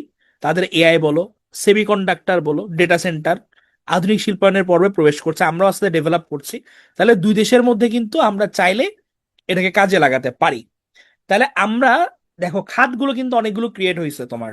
হ্যাঁ, শুধুমাত্র যে সস্তা শ্রমের জায়গাটাই না, তোমার আমাদের পুঁজি বিনিয়োগের ক্ষেত্রে, গবেষণার উৎস হিসেবে, আবার উচ্চশিক্ষার ক্ষেত্রে অনেক সেক্টর আছে যেখানে চাইলে কিন্তু আমরা এগুলো পয়েন্ট আউট করাই ওদের থেকে আমরা আরো সুবিধা নিতে পারবো। আমরা বলতে পারবো যে দেখো, আমাদের এই জায়গায় অবদান আছে, শুধুমাত্র আমরা যে অদক্ষ শ্রমিক পাঠাচ্ছি ব্যাপারটা এরকম না, অনেক জায়গায় আমাদের কন্ট্রিবিউশন আছে। তাহলে তোমরা আমাদেরকে ওভাবে সাপোর্ট করো, তাহলে আমরা ওই লেভারেজটা কিন্তু চাইলে আমরা নিতে পারি। তাহলে আমরা যেটা করতে পারি যে এই প্রথাগত সস্তা শ্রমনির্ভর মানসিকতার অবসান ঘটিয়ে একটা দ্বিপক্ষীয় ট্যালেন্ট কোঅপারেশন ফ্রেমওয়ার্ক বা মেধা আবর্তনের মাধ্যমে দুই দেশের সম্পর্ককে একটা নতুন উচ্চতায় নিয়ে যেতে পারি। হ্যাঁ, যে আমার মেধা আবর্তন, আমরা ব্রেনের চেয়ে ব্রেন সার্কুলেশনের দিকে আমরা করতে পারি, দুই দেশের মেধার ইয়েটা কাজে লাগাই। চলো এরপর আমরা আরেকটু আগাই, আরেকটা প্রশ্ন যাই, যে বাংলাদেশের পররাষ্ট্র নীতিতে লুক ইস্ট বা পূর্ব এশিয়ার নীতির গুরুত্ব এবং মালয়েশিয়া সফরের ভূরাজনৈতিক তাৎপর্য উল্লেখ করুন। হ্যাঁ, তাহলে পূর্ব এশিয়ার দেশগুলো আমরা লুক ইস্ট বলি। আমরা তোমার এই লুক ইস্ট যে নীতিটা, এইটা এশিয়ার বিভিন্ন দেশই গ্রহণ করছে। হ্যাঁ, লুক ইস্ট মানে কি, যে আমার পূর্ব এশিয়াগুলোর দেশগুলোর দিকে তাকাও, জাপান, কোরিয়া, তাইওয়ান, এদের দিকে তাকাও, এরা কিভাবে ডেভেলপ করতেছে এগুলো দেখো, এদের সঙ্গে রিলেশন বিল্ড করো, এটাকে বলা হচ্ছে লুক ইস্ট নীতি। এটা প্রথম এই কনসেপ্টটা নিয়ে আসছিল হচ্ছে তোমার ইন্ডিয়ার প্রধানমন্ত্রী নরসিংহ রাও এটা লুকিস নিয়ে আসছিল, যেটা পরবর্তী নরেন্দ্র মোদী বলে অ্যাক্ট ইস্ট। শুধুমাত্র ওরা না, এশিয়ার বিভিন্ন দেশও আসলে তোমার এই পন্থাটা অবলম্বন করছিল, যে আমরা পূর্ব এশিয়ার দেশগুলোর সঙ্গে যদি রিলেশন বিল্ড করি, আমাদের ইকোনমিক্যালি এবং স্ট্র্যাটেজিক্যালি আমরা অনেক স্ট্রং হব দেশগুলো। তাহলে তোমার যে বাংলাদেশের যে ভূরাজনৈতিক প্রেক্ষাপট বর্তমানে, এখানে কিন্তু আমাদের আবারও লুকিস নীতিটা আমাদের জন্য অনেক কাজ করবে। এবং সম্প্রতি আমাদের যে প্রধানমন্ত্রী, যে উনি বিদেশ সফর, এবং প্রথম বিদেশ সফর হিসেবে মালয়েশিয়ায় গেছে, এটা কিন্তু আমাদের একটা কূটনৈতিক পদক্ষেপ, যেটা সুচিন্তিত এবং পরিপক্ক। এটা কিন্তু খুবই দারুণ একটা কাজ হয়েছে। এখন কিভাবে এটা কাজটা তোমার হয়েছে আমরা এটা বুঝার চেষ্টা করি, চলো। আঞ্চলিক ভারসাম্য রক্ষা, স্ট্র্যাটেজিক ব্যালেন্সিং, নতুন সরকার দায়িত্ব নিছে, এবং ভারত চীন উভয় দেশের দিকে কিন্তু তারা আনুষ্ঠানিক আমন্ত্রণ পাইছে। ভারত চীন দুইটাই বলছে যে আমাদের এখানে এসে প্রথমে ঘুরে যান। এখন এই দুইটাতে না গিয়ে উনি গেলেন কোথায়? কুয়ালালামপুরে গেলেন, তারেক রহমান। এটা তোমার হচ্ছে একটা ব্যালেন্স ক্রিয়েট হয়েছে, যে আমি তোমার দিকে গেলাম না, তোমার দিকে গেলাম না, আমি গেলাম থার্ড একটা জায়গায়। হ্যাঁ, তাহলে এটা একটা বাফার অংশীদার হিসেবে তোমার অগ্রাধিকার দেওয়া হয়েছে। বাফার অংশীদার মানে কি? যে আমি একটা বাফার স্টেট কাদেরকে বলে, যে ধরো দুই দেশের মধ্যে গ্যাঞ্জাম সংঘর্ষ, এখানে থার্ড একটা কান্ট্রি জিনিসটাকে মিটিগেট করতেছে। আমরা, তোমরা যারা সায়েন্সের বা যে কোনো সময় পড়ে আসছো, বাফার দ্রবণ পড়ছো, লবণ ক্ষারকের মাঝখানে যে এটাকে ব্যালেন্স করে আমার, হ্যাঁ। তো এটা হচ্ছে ব্যালেন্সিং একটা ব্যাপার, ওখান থেকে বাফার অংশীদারের ব্যাপারটা আসছে। তাহলে কুয়ালালামপুরে উনি গেছেন, তাহলে এটা একটা চমৎকার ডিসিশন ছিল এদিকে ব্যালেন্স রক্ষার্থে। লুকিস নীতি, তাহলে পূর্ব এশিয়ার দেশগুলোর উপর দিকে যে আমরা মনোযোগ দেওয়ার চিন্তা ভাবনা করছি, তাহলে এই সফরটা কিন্তু এটার একটা বাস্তবায়ন। হ্যাঁ, মানব সম্পদের মাত্রিকতা প্রদর্শন। হ্যাঁ, এখন আমাদের প্রচুর পরিমাণ আমরা জনশক্তি ওখানে পাঠাই। হ্যাঁ, আবার মালয়েশিয়াতে তোমাদের কিছুক্ষণ আগে বলেছিলাম, এখানে কিন্তু আইটি সেক্টরের অনেক ডেভেলপ হচ্ছে। আবার আমাদের বাংলাদেশের কিন্তু অনেক তরুণ এবং আইটি স্নাতক আছে। তাহলে এদেরকে আমরা ওখানে পাঠাই, কিন্তু আমরা সিনারিওটাকে আরো ডেভেলপ করতে পারি। হ্যাঁ, তাহলে এই জায়গাগুলোতে কিন্তু তোমার বেশ একটা ভালো স্ট্র্যাটেজিক্যালি অ্যাডভান্সমেন্ট আমরা পাবো। এরপর ধরো হচ্ছে আমাদের থার্ড একটা প্রশ্ন আসলো, যে বাংলাদেশ এবং মালয়েশিয়ার মধ্যে ব্রেনকে কিভাবে ব্রেন সার্কুলেশনে রূপান্তর করা সম্ভব, এই বিষয়ে কৌশলগত প্রস্তাবনা সমূহ উল্লেখ করুন। তাহলে আমরা ব্রেন কাকে বলি? যে আমাদের মেধাবী এবং দক্ষ যারা আছে, এটা শুধু প্রকৌশলী না, সবার ক্ষেত্রে আসলে এই জায়গায় মূলত প্রকৌশলীদের বোঝানো হয়েছিল। এটাকে আমরা বলছি ব্রেন। হ্যাঁ, এখন এই ব্রেনদের হচ্ছে তোমার রোধ করে আন্তর্জাতিক অভিজ্ঞতা অর্জনের পর দেশের উন্নয়নে কাজে লাগানো, অথবা ব্রেন সার্কুলেশনের জন্য মালয়েশিয়া একটা চমৎকার মডেল হতে পারে। মেধা আবর্তন আমরা বলছি, ব্রেন সার্কুলেশন মানে আমি বিদেশে পাঠাচ্ছি না, বাট হয়তো আমি এক্সচেঞ্জ করছি সার্টেন টাইমের জন্য, ওদেরকে ওখানে পাঠাই ক্যাপাসিটেট করতেছি, পরে আমাদের এখানে এসে আবার ওরা কাজ করলো। এটাকে আমরা বলছি ব্রেন সার্কুলেশন। এখন কিভাবে এই কাজটা হতে পারে? গ্র্যাজুয়েট প্লাস উদ্যোগ। হ্যাঁ, এটা একটা তোমার গ্র্যাজুয়েট প্লাস উদ্যোগ। এটা কি? এটা হচ্ছে মালয়েশিয়ায় অধ্যয়নরত বাংলাদেশি শিক্ষার্থীদের দক্ষ কর্মী শক্তিতে রূপান্তর করতে মেধার ভিত্তিতে পোস্ট স্টাডি ওয়ার্ক রাইটস নিশ্চিত করার প্রস্তাব করা যেতে পারে। মানে আমাদের এখানে অনেক স্টুডেন্ট কিন্তু পড়ছে, শুরুতে বললাম মাত্র টিউশন ফিসের দ্বিতীয় বৃহত্তম উৎস কিন্তু, হ্যাঁ, বিদেশি স্টুডেন্টদের মধ্যে। তাহলে আমরা এটাকে কাজে লাগাতে পারি। আমরা এরকম বলতে পারি যে ওরা যেহেতু এখান থেকে পড়াশোনা করতেছে, ওদের কাজের ব্যবস্থা করেন। তাহলে আমার এই ছেলেপেলেগুলো যদি ডেভেলপড হয়, তখন আমরা এদের কিন্তু দেশের কাজে পরবর্তীতে লাগাতে পারি। হ্যাঁ, তো এই কাজটা নিয়ে হচ্ছে ডক্টর মোহাম্মদ ইউনূস আসলে কাজ করেছিলেন। এবং গ্র্যাজুয়েট প্লাস ভিসা, এটা তখনকার ওনার সময়ের একটা প্রস্তাব। হ্যাঁ, তো ওইটাকে নিয়ে আমরা আগায় নিয়ে যেতে পারি। সেমিকন্ডাক্টর এবং চিপ শিল্পে মেলবন্ধন, মালয়েশিয়া প্রযুক্তি খাতে এগিয়ে যাচ্ছে, ওদের তোমার সেমিকন্ডাক্টর শিল্প বেশ ডেভেলপ করতেছে। এবং জানো যে ইলেকট্রনিক্স পণ্যের ক্ষেত্রে হচ্ছে তোমার সেমিকন্ডাক্টরটা খুবই ভাইটাল একটা জিনিস। হ্যাঁ, এবং ওদের কিন্তু প্রায় 60,000 দক্ষ ইঞ্জিনিয়ারের ঘাটতি রয়েছে। এখন আমরা বাংলাদেশ যদি ওই খাতটা ওদেরকে এনশিওর করতে পারি, শুধুমাত্র অদক্ষ শ্রমিক কেন পাঠাবো, আমরা চাইলে ইঞ্জিনিয়ার পাঠাই। হ্যাঁ, তো এইভাবে কিন্তু ওদের থেকে আমরা সুবিধা নিতে পারি। অর্থনৈতিক এবং প্রযুক্তিগত রিটার্ন, এখানে একটা ইকোনমিক হিসাব দিছে, যে প্রাথমিক পর্যায়ে রাষ্ট্রীয় অর্থায়নে 300 জনের পাইলট প্রকল্প দিয়ে আমরা শুরু করতে পারি। পাইলট প্রকল্প মানে হচ্ছে গিয়ে যে তোমার যে কোনো একটা প্রজেক্ট শুরু করার আগে আমরা ছোট পরিসরে হচ্ছে তোমার অ্যাক্টিভিটি করি। যে ধরো আমি একটা প্রজেক্ট পুরো বাংলাদেশে বাস্তবায়ন করব। এখন বাস্তবায়ন করার আগে ধরো আমি 2টা উপজেলাতে একটা পাইলট প্রজেক্ট করলাম, পাইলট প্রজেক্ট করে কি বোঝার চেষ্টা করলাম যে আমি যেটা কাগজে কলমে চিন্তা করছি এটা আসলে বাস্তবে হচ্ছে কিনা, এবং কি কি চ্যালেঞ্জ আমি ফেস করতেছি, এটা দেখার জন্য আমি আগে 2টা উপজেলায় ওই প্রজেক্টটা আগে চালু করব। এগুলোকে বলা হয় পাইলট প্রজেক্ট। তাহলে আমরা পাইলট প্রকল্প দিয়ে শুরুতে শুরু করতে পারি। এরপর আস্তে আস্তে আমি 10 বছরে 30,000 টেকনিশিয়ানকে যদি আমি মালয়েশিয়ার অ্যাসেম্বলি হাবগুলোতে পাঠানো যায়, সেখান থেকে কিন্তু $10 বিলিয়ন বা 18,000 কোটি টাকা আয় করা সম্ভব। এই তরুণেরা যখন বিশ্বমানের অভিজ্ঞতা নিয়ে আমাদের এখানে আসবে, তখন এদেরকে দিয়েই কিন্তু আমি ওই জিনিসগুলো ডেভেলপ করতে পারবো, নিজস্ব আমাদের হাইটেক এবং সেমিকন্ডাক্টর ইকোসিস্টেমের ভিত তখন আমরা করতে পারবো। এটা ছাড়াও আধুনিক কৃষি প্রযুক্তির বিনিময়, বাংলাদেশের যে টেকনিক্যাল যে স্কিলটা আছে এটা মালয়েশিয়ার কৃষি প্রযুক্তির সঙ্গে যুক্ত করে প্রিসিশন ফার্মার গড়ে তোলা সম্ভব। হ্যাঁ, প্রিসিশন ফার্মার কারা? যারা ফার্মিং এ আধুনিক প্রযুক্তি ব্যবহার করে। দেখবা এখন অনেক কৃষকই বিভিন্ন অ্যাপস বের হয়ে গেছে কিন্তু, যে তুমি ধরো একটা গাছের মধ্যে পোকা ধরছে, ওটা তুমি ছবি তুলে পাঠাইলা, হয়তো এআই এর সাহায্যে ডিটেক্ট করে বলে দিচ্ছে যে এটা অমুক রোগ, অমুক অমুক কাজ করলে তোমার হবে। তাহলে এই যে তুমি আধুনিক প্রযুক্তি ব্যবহার করছো তোমার কৃষিতে, এটাকে বলা হয় প্রিসিশন ফার্মিং। হ্যাঁ, তাহলে আমরা প্রিসিশন ফার্মিং কিন্তু গড়ে তুলতে পারি। আবার মালয়েশিয়ার মধ্যে কিছু এরিয়া আছে বোর্নিও দ্বীপে, সাবা সারওয়াক অঞ্চল, হ্যাঁ, ওগুলো কিন্তু আন্ডার ডেভেলপ।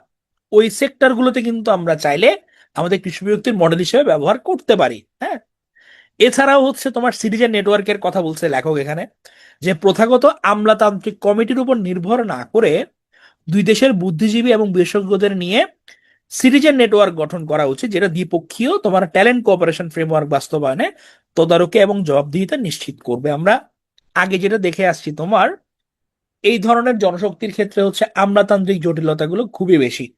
তাহলে আমি সচিবদের না ওদেরকেও রাখবো অল্প করে রেখে, তোমার যারা টেকনিক্যাল এক্সপার্ট বলো, হ্যাঁ, স্কলার বলো, এদেরকে যদি আমরা ব্যবহার করতে পারি তখন হয়তো জিনিসটা আরো ইজি হবে। তাহলে আমরা এই আর্টিকেলের মধ্যে এই প্রশ্নের মধ্যে আমরা কি কি দেখলাম, যে আমাদের কোন কোন খাত আছে এবং আমরা কি কি ব্যবহার করলে হচ্ছে আমাদের রিলেশনটাকে আমরা আরো স্ট্রং করতে পারি। হ্যাঁ, তাহলে বাংলাদেশ মালয়েশিয়ার রিলেশন নিয়ে আমরা একটা আইডিয়া পাইলাম। ক্লিয়ার সবাই? ক্লিয়ার? খুব গুরুত্বপূর্ণ। আর তোমরা যারা আছো 91 জন আছো, জেগে আছো তো? কারণ আমাদের অভিজ্ঞতা বলেছে অনেকে তো বিছানায় শুয়ে শুয়ে ক্লাস করি, হেডফোন লাগাই, ঘুমায় যাই, দেখিও আবার ঘুমায় না। উঠছো কষ্ট করে শুনো, মানে একসাথে তোমরা এক জায়গায় অনেক ইনফরমেশন পেয়ে যাচ্ছ, এগুলো কিন্তু অনেক লাভজনক। আচ্ছা, আছো, গুড। আচ্ছা, এবার আমরা আরেকটা দেখবো যে তোমার চীন বাংলাদেশ একটা রিলেশন নিয়ে আমরা পড়বো। এটা তোমার হচ্ছে প্রথম আলোর একটা কলাম, অভিমত বিশ্লেষণ। এটা মূলত হচ্ছে ইয়াও ওয়েন লিখছে, ওদের দেশের লোক, চীন বাংলাদেশ রিলেশন নিয়ে। হ্যাঁ, তোমার বিভিন্ন সেক্টরে বাংলাদেশে নিযুক্ত চীনের রাষ্ট্রদূত মূলত লিখেছেন এটা নিয়ে। সো আমরা এটা পড়ি, চলো। ইম্পর্টেন্ট এগুলো সব। আজকে তো শুরুতে বলছি যে আজকে আমাদের মেইন থিমই হচ্ছে পররাষ্ট্রনীতি। আমরা জিয়া রহমানের পররাষ্ট্রনীতিগুলো দেখলাম, আমরা দেখলাম হচ্ছে বাংলাদেশ মালয়েশিয়া রিলেশন। এখন চলো আমরা চীনের সঙ্গে আমাদের রিলেশনের কি অবস্থা আমরা এটা একটু পড়ে চলো। প্রশ্ন: সমসাময়িক ভূরাজনীতিতে বাংলাদেশ চীন দ্বিপক্ষীয় সম্পর্কের কৌশলগত গুরুত্ব এবং দৃঢ় রাজনৈতিক আস্থার ভিত্তি আলোচনা করুন। হ্যাঁ, আচ্ছা, এই প্রশ্নটার মধ্যে কি কোনো ভুল আছে দেখি বলো তো? ভেরি গুড রোজি, এই প্রশ্নটার মধ্যে কি কোনো ভুল আছে? হ্যাঁ, ভেরি গুড, সমসাময়িক হবে। হুম, আমরা কিন্তু সমসাময়িক লিখি, বাট কারেক্ট ওয়ার্ড ইজ সমসাময়িক। তাহলে আমাদের চীনের সঙ্গে, চীন আমাদের কখন স্বীকৃতি দেয়? চীন কিন্তু আমাদের স্বীকৃতি দিয়েছিল 1975 সালে। 1975 সালে 4ই অক্টোবর আনুষ্ঠানিকভাবে কূটনৈতিক সম্পর্ক স্থাপনের পর থেকে বাংলাদেশ এবং চীনের দ্বিপক্ষীয় সম্পর্ক বিগত অর্ধ শতাব্দী ধরে এক অভূতপূর্ব কৌশলগত রূপান্তর প্রত্যক্ষ করেছে। চীনের সঙ্গে আমাদের রিলেশন মোটামুটি, তারা বিভিন্ন সেক্টরে আমাদের হেল্প করছে, নো ডাউট। তো বর্তমান পরিবর্তিত বৈশ্বিক প্রেক্ষাপট এবং কূটনৈতিক সম্পর্কের পরবর্তীতে স্বর্ণালী 50 বছরের সূচনা লগ্নে আমাদের কিন্তু ওদের সাথে 50 বছর হচ্ছে। তাহলে এই সময় হচ্ছে প্রধান তারেক রহমানের চীন সফর, এটা খুব অ্যাক্টিভ ভূমিকা পালন করছে। চলো আমরা এই যে দুই দেশের মধ্যে একটা দৃঢ় রাজনৈতিক সম্পর্ক আছে, এটার ক্ষেত্রে হচ্ছে তোমার কি কি কাজ আমরা করে আমরা চলো এটা দেখি। আচ্ছা, ফাউন্ডেশন কোর্স এটা বলছিলাম না? যাক, দেখো শারমিনের কমন পড়ে গেছে তাহলে। দৃঢ় রাজনৈতিক আস্থার ঐতিহাসিক এবং তাত্ত্বিক ভিত্তি। প্রথম হচ্ছে ঐতিহাসিক ধারাবাহিকতা এবং উচ্চ পর্যায়ের যোগাযোগ। তাহলে আমরা আগের একটা পিডিএফ এ পড়ে আসছি যে আমার 77-এর জানুয়ারিতে আমাদের জিয়াউর রহমানের হচ্ছে চীন সফরের কথা। তাহলে 77 সালের জানুয়ারিতে তৎকালীন রাষ্ট্রপ্রধান জিয়াউর রহমানের প্রথম ঐতিহাসিক চীন সফরের মাধ্যমে দ্বিপক্ষীয় সম্পর্কের যে মজবুত ভিত্তি স্থাপিত হয়েছিল তা পরবর্তীতে সরকারগুলোর আমলেও সমানভাবে লালিত হয়েছে। উদাহরণস্বরূপ যেমন বেগম খালেদা জিয়া, উনার প্রধানমন্ত্রীত্বে কিন্তু উনি মোট 9 বার চীন সফর করেছেন। হ্যাঁ, এবং দুই দেশের নীতি নির্ধারণী পর্যায়ে এই আস্থাকে প্রাতিষ্ঠানিক রূপ দিয়েছেন। তাহলে এখানে কিন্তু আরেকটা ভুল আছে, দেখি বলো কি ভুল আছে এই লাইনে। কোনো ভুল কি আছে? যে উদাহরণস্বরূপ বেগম খালেদা জিয়ার 5 বার প্রধানমন্ত্রী হিসেবে মোট 9 বার চীন সফর দুই দেশের নীতি নির্ধারণী পর্যায়ে এই আস্থাকে প্রাতিষ্ঠানিক রূপ দিয়েছে। হোয়াট ইজ দ্য ভুল? ব্যাকরণগত না অন্য ভুল? চিন্তা করে দেখো। না, বেগম লাগালে কোনো সমস্যা নাই। হুম, আর কি ভুল আছে? একটু ব্যাকরণ থেকে বের হয়ে চিন্তা করো। ইয়েস, 3 বার। এটা 3 বার হবে, 5 বার না। হ্যাঁ, এটা দাঁড়াও, না জিনিসটা বিশ্রী হয়ে গেল না লেখাটা। দাঁড়াও একটু সুন্দর করে লিখি, শুধু 3 লিখে দিই। ওকে, আচ্ছা, তাহলে 9 বার হচ্ছে তোমার এখানে চীন সফরে উনি গেছেন। তাহলে এটাও কিন্তু তোমার ইম্পর্টেন্ট একটা ব্যাপার। এখন তুমি যখন এরকম কোনো দেশের সঙ্গে রিলেশনটা মেনটেন করবে, এটা স্বাভাবিকভাবে সাস্টেইন করবে। আরেকটা হচ্ছে গিয়ে তোমার, ওহো এখানে তো অ্যানোটেট পিডিএফ হয় না, এটা ডাইরেক্ট ইয়ের মধ্যে হয়ে গেছে, এখানে হয়ে গেছে। দাঁড়াও, আচ্ছা দাঁড়াও, তোমাদের এটা ইয়েতেই করে দিই। এটা ডাইরেক্ট স্ক্রিনে তোমার অ্যানোটেট হয়েছে। আচ্ছা, তোমাদের মেইন ফাইলে আমি চেঞ্জ করে দিই, দাঁড়াও। এটা ঠিক করে দিয়েছি এখানে। তাহলে যেটা বলছিলাম যে 77-এর জানুয়ারিতে হচ্ছে আমাদের প্রথম চীন সফর হয়েছিল। হ্যাঁ, এটার ফলে হচ্ছে তোমার আমাদের রিলেশনটা আরো স্ট্রং হয়েছে। চীনের হচ্ছে আরেকটা তোমার ভালো জিনিস যেটা, সেটা হচ্ছে হস্তক্ষেপহীনতার নীতি, নন ইন্টারফারেন্স পলিসি। চীন কিন্তু তোমার যখন কোনো দেশের সঙ্গে রিলেশন বিল্ড করে, ওরা কিন্তু অভ্যন্তরীণ নীতিতে হস্তক্ষেপ করে না। এটা ওদের খুব ভালো জিনিস। ধরো তোমার সঙ্গে ওরা বিজনেস করবে, ধরো ইউএসএ তোমার সঙ্গে বিজনেস করতেছে, ইউএসএ কিন্তু তোমার ইন্টারনাল পলিটিক্সেও হাত দিবে, সব ব্যাপার ওরা নাক গলায়। তোমার চীন করে কি, চীন হচ্ছে গিয়ে তোমার অভ্যন্তরীণ ব্যাপারে নাক গলায় না। ও বলে যে ভাই আমি বিজনেস করতে আসি, বিজনেসই করব। হ্যাঁ, সো এই কারণে চীন অনেক দেশে তোমার অ্যাক্সেস পাই। হ্যাঁ, এখন লং রানে ওদের আলাদা চীনা বুদ্ধি আছে, ঠিক আছে, বাট ইমিডিয়েটলি যখন তারা নাক যেহেতু গলায় না, এই জায়গাটা তাদের একটা ভালো পলিসি। হ্যাঁ, তো কোনো ধরনের অভ্যন্তরীণ রাজনৈতিক শর্ত ছাড়াই অর্থনৈতিক এবং অবকাঠামোগত সহায়তা দেওয়া এবং বাংলাদেশের অভ্যন্তরীণ বিষয়ে হস্তক্ষেপ না করার ক্ষেত্রে চীন হচ্ছে ঢাকার জন্য একটা, আমাদের জন্য একটা গভীর আস্থার জায়গা। হ্যাঁ, এছাড়া পারস্পরিক সমতা এবং সার্বভৌমত্বের প্রতি সম্মান, তো চীন হচ্ছে গিয়ে তোমার এই কাজটা করে, তারা ওই রিলেশনটা মেনটেন করে, পারস্পরিক সম্মানের জায়গাটা নিশ্চিত করে। তারপর হচ্ছে অভিন্ন জাতীয় উন্নয়ন এবং ভবিষ্যৎ আকাঙ্ক্ষা। 2026 সাল থেকে চীনের হচ্ছে ওরা প্ল্যান করছে ওদের 15তম পঞ্চবার্ষিক পরিকল্পনার মাধ্যমে ওরা একটা পূর্ণাঙ্গ আধুনিক সমাজতান্ত্রিক রাষ্ট্র, অর্থাৎ ওদের কিছু আরো ডেভেলপমেন্ট ওরা করতে চাই। আবার আমাদের সরকার, নতুন সরকার, আমরা টার্গেট নিয়েছি 2034 সালের মধ্যে হচ্ছে আমরা $1 ট্রিলিয়ন ইকোনমি গড়ে তুলবো। তাহলে এটার জন্য হচ্ছে আমাকে চীন লাগবে। তাহলে ওদেরও একটা টার্গেট আছে, আমাদের একটা টার্গেট আছে। তাহলে দুইটা দেশের মধ্যে কিন্তু আমার রিলেশনটা আরো বেশি প্রাসঙ্গিক এখন। তাহলে পরিশেষে বলা যায় যে বাংলাদেশ এবং চীনের মধ্যে যে মধ্যকার সম্পর্ক, সেটা নিছক প্রোটোকল বা দ্বিপক্ষীয় বাণিজ্যের মধ্যে সীমাবদ্ধ নয়। এটা উন্নয়নশীল দেশগুলোর মধ্যে বন্ধুত্বপূর্ণ সহযোগিতা এবং পারস্পরিক লাভের একটা অনন্য আন্তর্জাতিক মডেল, যেটা সমসাময়িক দক্ষিণ এশীয় রাজনীতিতে আঞ্চলিক ভারসাম্য রক্ষায় এটা গুরুত্বপূর্ণ ঢাল হিসেবে কাজ করবে। হ্যাঁ, তাহলে আমরা ধরো কারো স্পেসিফিক একটা দেশের সঙ্গে রিলেশন মেনটেন না করে সবার সঙ্গে একটা রিলেশন যদি রাখতে পারি বা বিভিন্ন দেশকে হাতে রাখতে পারি, এটা আমাদের জন্য ভালো। হ্যাঁ, এরপর ধরো আমার আরেকটা প্রশ্ন দিল যে বাংলাদেশ চীন অর্থনৈতিক সম্পর্কের চালিকা শক্তিসমূহ চিহ্নিত করে নতুন এবং উদীয়মান খাতে বাস্তব সহযোগিতার ক্ষেত্রগুলো মূল্যায়ন করুন।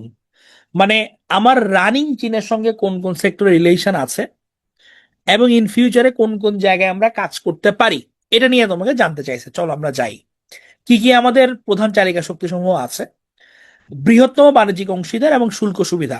2010 থেকে 25 পর্যন্ত টানা 16 বছর কিন্তু ওরা আমাদের সঙ্গে রিলেশন মেনটেন করছে। হ্যাঁ, এখন আমাদের কিন্তু বাংলাদেশ থেকে চীনে রপ্তানিযোগ্য শতভাগ পণ্যে আমরা শুল্কমুক্ত সুবিধা পাই। কিছু কিছু ক্ষেত্রে আমাদের কোনো ট্যাক্স দিতেও হয় না, যেটার মেয়াদ 2028 সাল পর্যন্ত বৃদ্ধি করা হয়েছে। মানে 2028 সাল পর্যন্ত আমরা এই যে ট্যাক্স, যে শুল্কমুক্ত অথবা তোমার একদম শূন্য শুল্কের যে সুবিধাটা, এটা আমরা পাবো। তাহলে এটা আমাদের জন্য একটা ভালো। এটা ছাড়াও বাংলাদেশে তোমার বৈদেশিক সরাসরি বিনিয়োগের ক্ষেত্রে, ইনভেস্টমেন্টের ক্ষেত্রে চীন হচ্ছে তোমার দ্বিতীয় বৃহত্তম উৎস, এক নম্বরে হচ্ছে আমেরিকা। বিনিয়োগ কর্তৃপক্ষের কাছে প্রায় 700টি চীনা প্রতিষ্ঠান নিবন্ধিত রয়েছে। এই প্রতিষ্ঠানগুলো মূলত বিদ্যুৎ, জ্বালানি, বৃহৎ পরিবহন অবকাঠামো, টেক্সটাইল, পোশাক, এই খাতগুলোতে তারা কাজ করছে। তাহলে আমাদের জন্য এটা খুব বড় একটা স্কোপ, যে ওরা যেহেতু তোমার অলরেডি কাজ করছে আমাদের এটা। জ্বালানি নিরাপত্তা এবং মেগা অবকাঠামো, বিদ্যুৎ এবং জ্বালানি খাতে এখানে কিন্তু চীন বিগ একটা ইনভেস্টমেন্ট করে। হ্যাঁ, এবং ওদের হচ্ছে তোমার অলরেডি সহায়তায় আমরা কয়লা সৌর বায়ুবিদ্যুৎ প্রকল্পের মোট উৎপাদন ক্ষমতা 1000 মেগাওয়াটেরও কিন্তু বেশি আমাদের বর্তমানে ছাড়িয়ে গেছে, যেটা আমাদের শিল্পা শিল্পায়নকে অনেকটা হেল্প করছে। হ্যাঁ, এখন কোন কোন জায়গায় ইমার্জিং সেক্টর গুলো কি কি? আইটি খাত। তো আমাদের সামনের যে কোনো চ্যালেঞ্জ মোকাবেলায় তোমার আইটি সেক্টরটা খুবই গুরুত্বপূর্ণ। তাহলে আইটি খাতে চীন থেকে আমরা বিগ ইনভেস্টমেন্ট নিতে পারছি। এছাড়া সবুজ উন্নয়ন এবং নবায়নযোগ্য জ্বালানি, গ্রিন ডেভেলপমেন্ট আমরা যেটা বলি, হ্যাঁ, যে তোমার আমার যখন আমি শিল্পায়নের কথা আসে, শিল্পায়নে কিন্তু কার্বন নিঃসরণ একটা অবধারিত একটা জিনিস, প্রপার টেকনোলজি মেনটেন না করা যায়। এখন কার্বন নিঃসরণ করলে আবার প্রকৃতির অনেক ক্ষতি। সেই জায়গাটাতে হচ্ছে তোমার দখল করে নিচ্ছে হচ্ছে গ্রিন টেকনোলজি। হ্যাঁ, যে আমি প্রোডাকশনও করব, পরিবেশের তেমন ক্ষতি হবে না, পরিবেশ বান্ধব। হ্যাঁ, বা নবায়নযোগ্য জ্বালানি ব্যবহার করা। তাহলে আমরা কিন্তু ওই সেক্টরটাতে ওদের হেল্প নিতে পারি এবং নিচ্ছিও আমরা। হ্যাঁ, তাহলে এগুলো নিয়ে কাজ করা যায় আমার। সবুজ উন্নয়ন এবং নবায়নযোগ্য জ্বালানি খাতে কৃত্রিম বুদ্ধিমত্তা আবারও, হ্যাঁ, এআই টেকনোলজি চীন অনেক অনেক গুণে আগায় গেছে। তাহলে এই সেক্টর গুলোতে হচ্ছে আমরা ওদের থেকে হেল্প নিতে পারি। তোমার চাইনিজরা এমন আগাই এই সেক্টর গুলোতে, তোমার আমি ডাক্তারদের কথা বলি, ধরো আমরা বাংলাদেশের ডাক্তাররা কি করি, আমরা ক্লিনিক্যালি শার্প, আমরা রোগী দেখছি ম্যাক্সিমাম মানুষজন। তোমার চাইনিজ ডাক্তাররা ক্লিনিক্যালি যেমন তারা ভালো, তারা ডাটা সেক্টরে এত ভালো, তারা ভয়াবহ লেভেলের তোমার ডাটা অ্যানালাইসিস করতে পারে। ওই দক্ষতা তাদের অনেক বেশি। তুমি বাংলাদেশের একজন ডাক্তার যদি পাশাপাশি ডাটা অ্যানালাইসিস স্কিল ডেভেলপ করে, মানুষজন বলবে কি, হাই হাই, এ তো ডাক্তার না, কি করতেছে? হ্যাঁ, তার তো শুধু ক্লিনিক্যাল প্র্যাকটিস। তো দেখো আমরা তোমার চাইনিজ, ভিয়েতনাম এই দেশের মানুষগুলা ওরা ওয়ার্ল্ড যেদিকে আগাচ্ছে ওদিকে কিন্তু আগাচ্ছে। এখন তুমি যে সেক্টরে কাজ করো না কেন, তোমার ডাটা নিয়ে কাজ করা, এআই এ দক্ষ হওয়া, এগুলো কিন্তু তোমাকে ক্যারিয়ারকে অনেক আগায় দিবে। সো এগুলোকে পিছাই, মানে নিজেকে স্কিলটা ওদিকে ডেভেলপ করতে হবে, এটা ভালো জিনিস। ওরা কিন্তু এসব জায়গায় তোমার এগিয়ে যাচ্ছে। তো ওই সেক্টর গুলোতে আমরা ওদের হেল্প নিতে পারি। মানসম্মত মানব সম্পদ এবং চিকিৎসা প্রযুক্তি, হ্যাঁ, স্বাস্থ্যখাতে চীনের উন্নত চিকিৎসা সরঞ্জাম আছে, যেমন ফিজিওথেরাপি, পুনর্বাসন যন্ত্রপাতি, উন্নত ভেন্টিলেটর, মোবাইল সার্জিক্যাল যান, এগুলো আমরা হেল্প গুলো নিতে পারি। আচ্ছা, এবার ধরো হচ্ছে আরেকটা আমার প্রশ্ন আসলো, যে গ্লোবাল সাউথের কথা যেটা বলছিলাম, গ্লোবাল সাউথের বহুপক্ষীয় প্ল্যাটফর্মে বাংলাদেশ এবং চীনের মধ্যকার আন্তর্জাতিক সমন্বয়ের গুরুত্ব আলোচনা করুন। হ্যাঁ, তাহলে গ্লোবাল সাউথ, গ্লোবাল নর্থ, তোমাদের হচ্ছে ইয়ে দিছিলাম যে গ্লোবাল নর্থ, ওরা ওদের উন্নতিটা সবসময় বিষয়ে আমরা একটু গরিব রয়ে যাই। হ্যাঁ, তাহলে এই প্রেক্ষাপটে কিন্তু তোমার বাংলাদেশ চীনের সমন্বয়টা গুরুত্বপূর্ণ। কিভাবে গুরুত্বপূর্ণ চলো দেখি।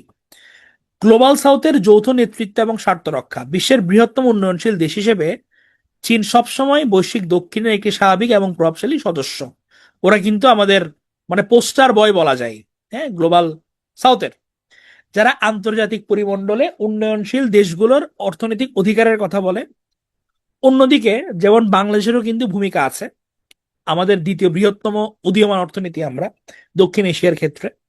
এবং সম্প্রতি আমরা কি করেছি, জাতিসংঘের সাধারণ পরিষদের কিন্তু সভাপতিত্ব লাভ করেছি। এটাও কিন্তু তোমার একটা কূটনৈতিক পদক্ষেপ। আমাদের সভাপতির নাম কি দেখি বলো? জাতিসংঘ সাধারণ পরিষদের সভাপতি তো বাংলাদেশ, কে হয়েছে সভাপতি? হ্যাঁ, আমাদের পররাষ্ট্রমন্ত্রী খলিলুর রহমান সভাপতি হয়েছে। হ্যাঁ, তাহলে এদিকে চীন আছে, এদিকে আমরা সভাপতি হইলাম। তাহলে আমরা কিন্তু তোমার গ্লোবাল সাউথের প্রতিনিধিত্ব এনশিওর করতে পারবো। এটা কিন্তু আমাদের একটা দর কষাকষির জায়গা ক্রিয়েট হইলো। হ্যাঁ, বহুপক্ষীয় বৈশ্বিক শাসন ব্যবস্থার সংস্কার, বড় বড় তোমার যে সংস্থাগুলো আছে, জাতিসংঘ বলো অথবা বিশ্ব বাণিজ্য সংস্থা বলো, এরা হচ্ছে পরাশক্তিদের নিয়ন্ত্রণে না থেকে এরা যাতে আরো ব্যালেন্সিং হয়। বাংলাদেশ এবং চীন যৌথ অবস্থান গ্রহণ করেছে, হ্যাঁ, অলরেডি। এবং আমরা যদি এই জায়গাগুলোতে কাজ করতে পারি, তাহলে আমাদের লিডারশিপটা হচ্ছে আরো গ্রো করবে। এছাড়া হচ্ছে অপ্রথাগত বৈশ্বিক চ্যালেঞ্জ মোকাবেলা। অপ্রথাগত বৈশ্বিক চ্যালেঞ্জ মানে কি? যে ধরো এমন কিছু চ্যালেঞ্জ যেটা আমাদের পুরো ওয়ার্ল্ডকে ইম্প্যাক্ট ফেলে। ধরো এক জলবায়ু পরিবর্তন, এটা শুধুমাত্র তো একটা দেশকে ঝামেলায় ফেলবে ব্যাপারটা এরকম না, পুরো বিশ্বকে এই ঝামেলায় ফেলবে। তাহলে এই ধরনের ব্যাপারগুলোতে হচ্ছে তোমার দুই দেশের কৌশলগত অবস্থান এটা খুবই গুরুত্বপূর্ণ। যেমন অলরেডি হচ্ছে আমরা প্রাকৃতিক দুর্যোগ বা বন্যার মতো এই সংকটগুলো চীন থেকে কিন্তু আমরা অনেক সহায়তা পাচ্ছি অলরেডি। তাহলে যেটা বলা যায় যে আঞ্চলিক বা আন্তর্জাতিক ভূরাজনৈতিক পরিস্থিতি আমাদের অনেক চ্যালেঞ্জ থাকবে চীনের সঙ্গে রিলেশন মেনটেনের ক্ষেত্রে। আমেরিকা নারাজ হবে, ইন্ডিয়া নারাজ হবে, হ্যাঁ, কিন্তু আমাদের একটা ব্যালেন্সিং রিলেশন মেনটেন করতে হবে, চীনকেও আমাদের লাগবে। তাহলে বহুপক্ষীয় মঞ্চে আমরা যদি সমন্বিত পদক্ষেপ নিতে পারি, সেটা হচ্ছে গিয়ে আমাদের সবার জন্য একটা ভালো ভূমিকা রাখবে। তাহলে চীন যেমন আমাদের অনেক হেল্প করছে, সামনে অনেক সেক্টর আছে যেখানে আমরা নিজেদের হেল্পের হ্যান্ডটা আরো বাড়াইতে পারবো, হ্যাঁ, বাড়াইতে পারলে আমরা কিছু লাভ উঠায় আনতে পারবো। মোটামুটি কিছু জিনিস বোঝা গেছে চীনের সঙ্গে রিলেশনটা। আচ্ছা, তোমাদের হচ্ছে এগুলো যখন আমি রেডি করি, এগুলো আমি প্যালেটেবল ওয়েতে প্রেজেন্ট করার চেষ্টা করি আর কি, হ্যাঁ, তোমরা বুঝতে পারো তো পড়ে, না? মানে আমি যতটুকু ভাব গম্ভীর জিনিসটাকে ইজি করা যায় এটা চেষ্টা করি লেখার মধ্যেও। ধরো একটা জিনিস অনেক কঠিন ভাবে লেখা যায়, অনেকটা ইজি ভাবে লেখা যায়, মানে আমার মেইন টার্গেট হচ্ছে গিয়ে যে তোমরা এগুলো হুবহু মুখস্থ করে ফেলবে ব্যাপারটা এরকম না। অ্যাটলিস্ট তোমরা যদি পয়েন্টগুলো বুঝো, তোমরা যে কোনো কি জায়গায় লিখতে পারবা, এটা থাকে টার্গেট। হ্যাঁ, কঠিন লাগলে বলবা। ওকে। আচ্ছা, এখন হচ্ছে তোমার 7টা 14 বাজে। আমি আর কি 10টা মিনিট টাইম নিতে পারি? তাহলে আমি আরেকটা আর্টিকেল পড়াই দিই। একটু সময় নিচ্ছি, ঠিক আছে? মানে একটু আলোচনা করলে তোমার সময় যায়। কারণ সা- এখন যেটা দেখবো এটাও একটু গুরুত্বপূর্ণ। তোমার গঙ্গা চুক্তি নিয়ে, এটা নিয়ে ধরো অনেক কথাবার্তা হচ্ছে। 2টা কলাম প্রকাশিত হয়েছে গঙ্গা চুক্তি নবায়নে বাংলাদেশ কিভাবে প্রস্তুত হতে পারে। কারণ আমরা আহ পানির ন্যায্য হিস্যা নিয়ে আমরা অনেক সাফার করতেছি, হ্যাঁ।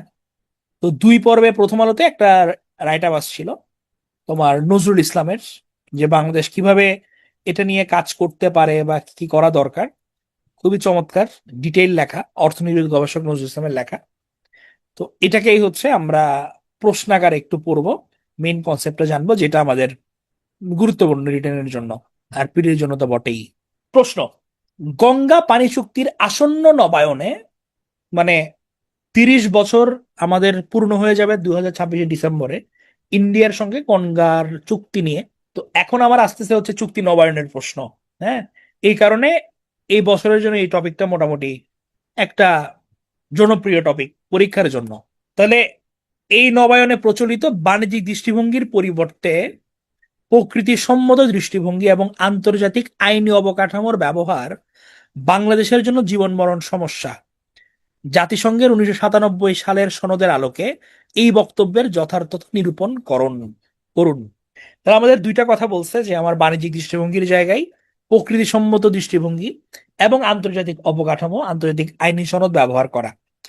এটা 97 সনদের আলোকে এটার যথার্থতা নিরূপণ করতে বলছে। চলো আমরা একটু বুঝি এটা। তাহলে 96 হচ্ছে আমরা স্বাক্ষর করছি বাংলাদেশ ভারত পানি বন্টন চুক্তি। 2026 হচ্ছে ডিসেম্বরে এই মেয়াদটা শেষ হতে যাচ্ছে। উজান ভাটির ভূরাজনৈতিক বাস্তবতায় এই চুক্তি নবায়নের ক্ষেত্রে বাংলাদেশের অবস্থান, কৌশল, কূটনৈতিক দর্শন নির্ধারণ করা অত্যন্ত জরুরি। কারণ আমরা এটা কিভাবে ট্যাকেল করছি খুব ইম্পর্টেন্ট। এ যাবৎকাল এই দুই দেশের, ভারত বাংলাদেশের মধ্যে যে আলোচনাটা যেটা ছিল, সেটা মূলত বাণিজ্যিক দৃষ্টিভঙ্গির বৃত্তে আবদ্ধ ছিল, যেটা বাংলাদেশের জন্য এটা বিপর্যয় ডেকে আনছে। এখন এই পটভূমিতে সফল নবায়নে, আমি যে এই চুক্তিটা আরো বাড়াবো, এটার ক্ষেত্রে আমাদের বাণিজ্যিক ধারণার বাইরে এসে প্রকৃতিসম্মত দৃষ্টিভঙ্গি গ্রহণ করাটা দরকার, এবং আন্তর্জাতিক আইনের কাঠামোর কার্যকরী প্রয়োগ বাংলাদেশের জন্য এখনকার সময়ের দাবি। তাহলে আমি কি বলছি, যে আমি নেচার বেসড আমাকে লজিক প্লেস করতে হবে, এবং ইন্টারন্যাশনাল যে ল গুলো আছে এগুলোর ব্যবহারটা আমার এনশিওর করতে হবে। এটা লেখক বলছে। কেন বলছে, কোন কারণে বলছে, চলো আমরা যাই। Commercial versus nature based approach. তাহলে বাণিজ্যিক দৃষ্টিভঙ্গিতে আমরা এতদিন নদীকে দেখছিলাম, এবং এই দৃষ্টিভঙ্গিতে নদীকে কেবল অর্থনৈতিক সম্পদ হিসেবে দেখা হয় এবং ধরা হয় যে নদীর পানি যদি সমুদ্রে চলে যায় তাহলে সেটা হচ্ছে অপচয়। এখন এই অপচয় রোধ করার জন্য তুমি জায়গায় জায়গায় বাঁধ দাও, বাঁধ দিলে হচ্ছে পানির সর্বোচ্চ ব্যবহার এনশিওর হবে। এই দৃষ্টিভঙ্গির কারণে যেটা হয়েছে যে ভারতে অসংখ্য বাঁধ হয়েছে, ব্যারেজ হয়েছে এবং ওরা অনেক প্রকল্প গ্রহণ করছে, যার মূল লক্ষ্য হচ্ছে নদীর স্বাভাবিক প্রবাহকে কৃত্রিমভাবে অন্যদিকে সরিয়ে নিয়ে যাওয়া, যেটাতে তারা ইউজ করতে পারে। এমনকি মেঘনার যে উৎস বরাক নদী, এটার উপরও ওরা হচ্ছে টিপাই মুখ বাঁধ এবং আসামের ফুল রথল ব্যারেজ নির্মাণ তারা করছে, পরিকল্পনা করছে। এটাও সেম কনসেপ্ট যে আমাকে ম্যাক্সিমাম ইউজটা এনশিওর করতে হবে।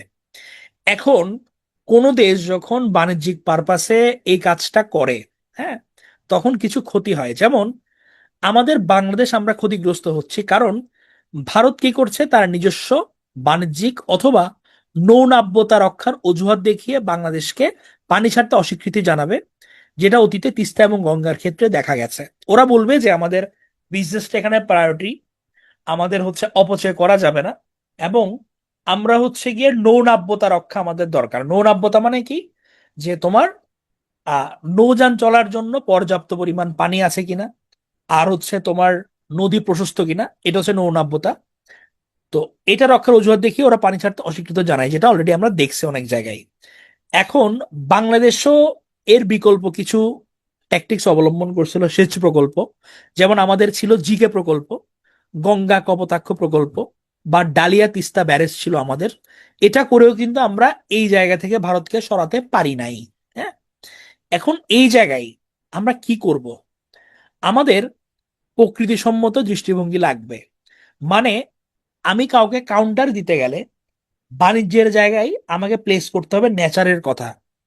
এর বিপরীতে প্রকৃতিসম্মত দৃষ্টিভঙ্গিকে নদীকে ধরিত্রীর পানিচক্রের একটা অবিচ্ছেদ্য অংশ এবং নির্দিষ্ট উপত্যকার বাস্তুতন্ত্রের ইকোসিস্টেমের স্পন্দন হিসেবে বিবেচনা করে আমাদের আগাতে হবে। হ্যাঁ, যেমন উন্নত বিশ্ব 1970-এর দশক থেকে বাণিজ্যিক দৃষ্টিভঙ্গি পরিহার করে নদীকে স্বাভাবিক এবং প্রাকৃতিক অবস্থায় ফিরিয়ে নিতে শত বাঁধ এবং ব্যারেজ অপসারণ করছে। বাংলাদেশ যদি এই নীতি গ্রহণ করে তবে নদীর জলজ বাস্তুসংস্থান, সুন্দরবন রক্ষা এবং প্রাকৃতিকভাবে বদ্বীপ গঠনের অধিকারকে জোরালোভাবে তুলে ধরা সম্ভব হবে। আমরা এখন থেকে যদি নেচারের কথাটা বিভিন্ন প্ল্যাটফর্মে তুলি এবং অন্যান্য দেশের উদাহরণ দিই, আমাদের জন্য কিন্তু এটা প্লেস করাটা ইজি। আমরা দেখাতে পারবো যে প্রকৃতির জন্যই মূলত আমাদের এটা দরকার, বাঁধগুলো কিভাবে আমাদের ক্ষতি করছে।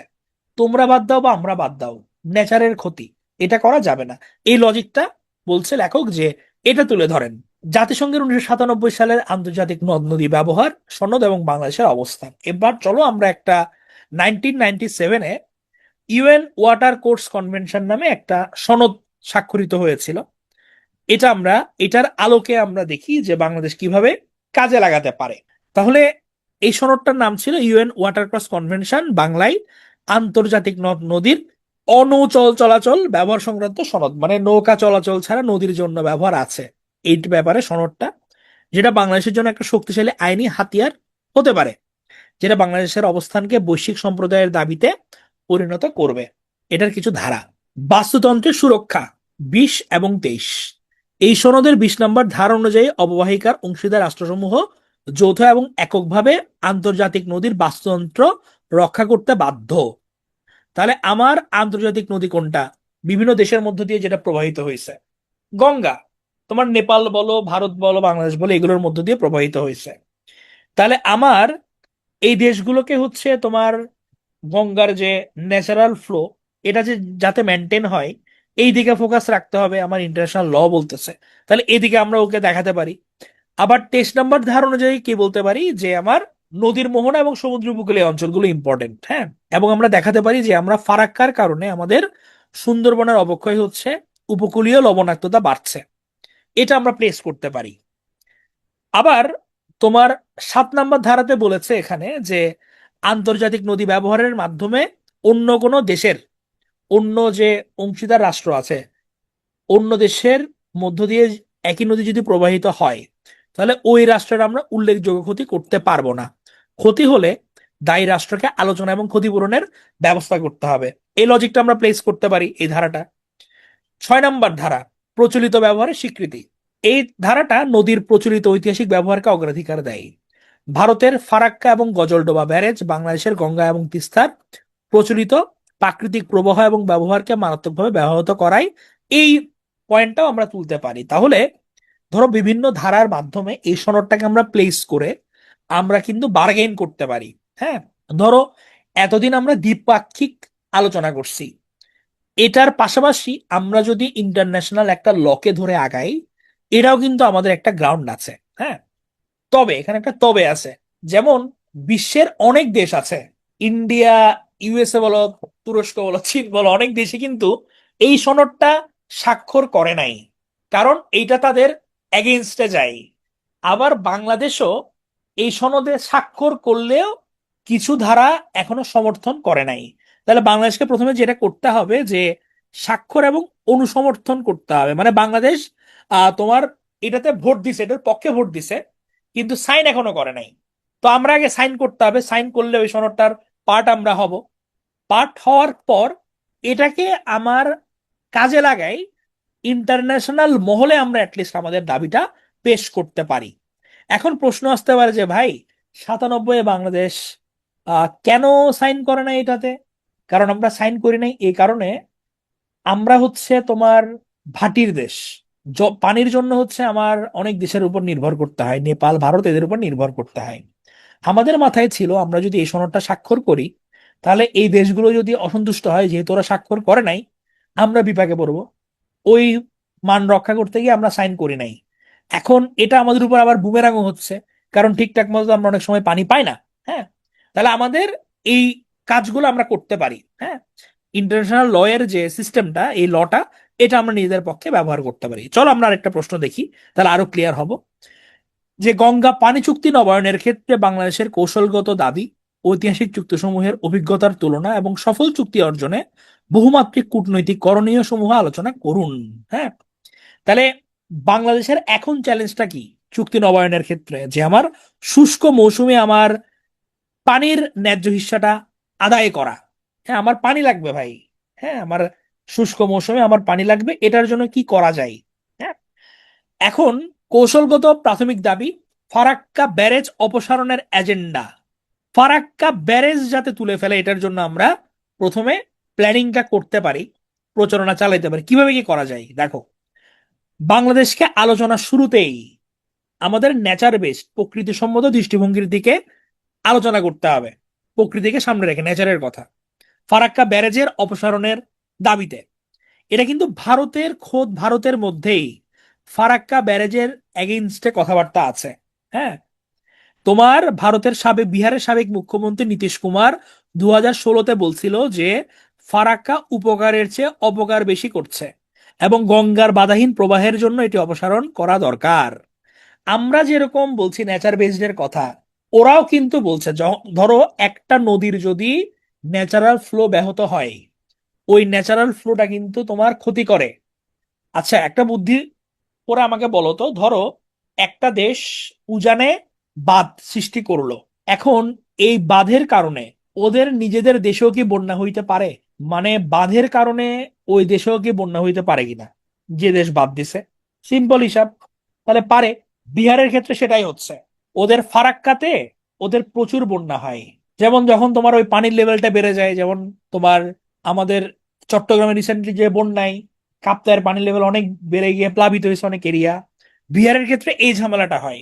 এই কারণে বলছে ভাই বাঁধটা উঠাই দাও, ন্যাচারাল ফ্লোতে যাক। হ্যাঁ, আবার 2017 সালে ওদের কিছু তোমার সম্মেলন হয়েছিল, এগুলোর সময়ও পরিবেশ কর্মীরাও বলছে যে ফারাক্কা বিহারের জন্য অভিশাপ, তাহলে ফারাক্কা উঠাই দাও। তাহলে এই জিনিসটা আমরা ব্যবহার করতে পারি, এই লেভারেজটা। হ্যাঁ, ওরা উঁচুতে, কিন্তু উঁচুতে হলেও তোমার যখন এরকম তুমি বাদ দিয়ে ধরে রাখছো, তখন এটা ব্যাকফ্লো করে বন্যা ক্রিয়েট করে। আবার সেডিমেন্টেশনেও মারাত্মক ইফেক্ট ফেলে, তোমার পলি, হ্যাঁ, এগুলোতেও তোমার হচ্ছে জমে যায়, জমে গিয়ে তোমার খুব ঝামেলা করে। মানে ন্যাচারাল ফ্লো যদি নষ্ট হয়, খুব গ্যাঞ্জাম।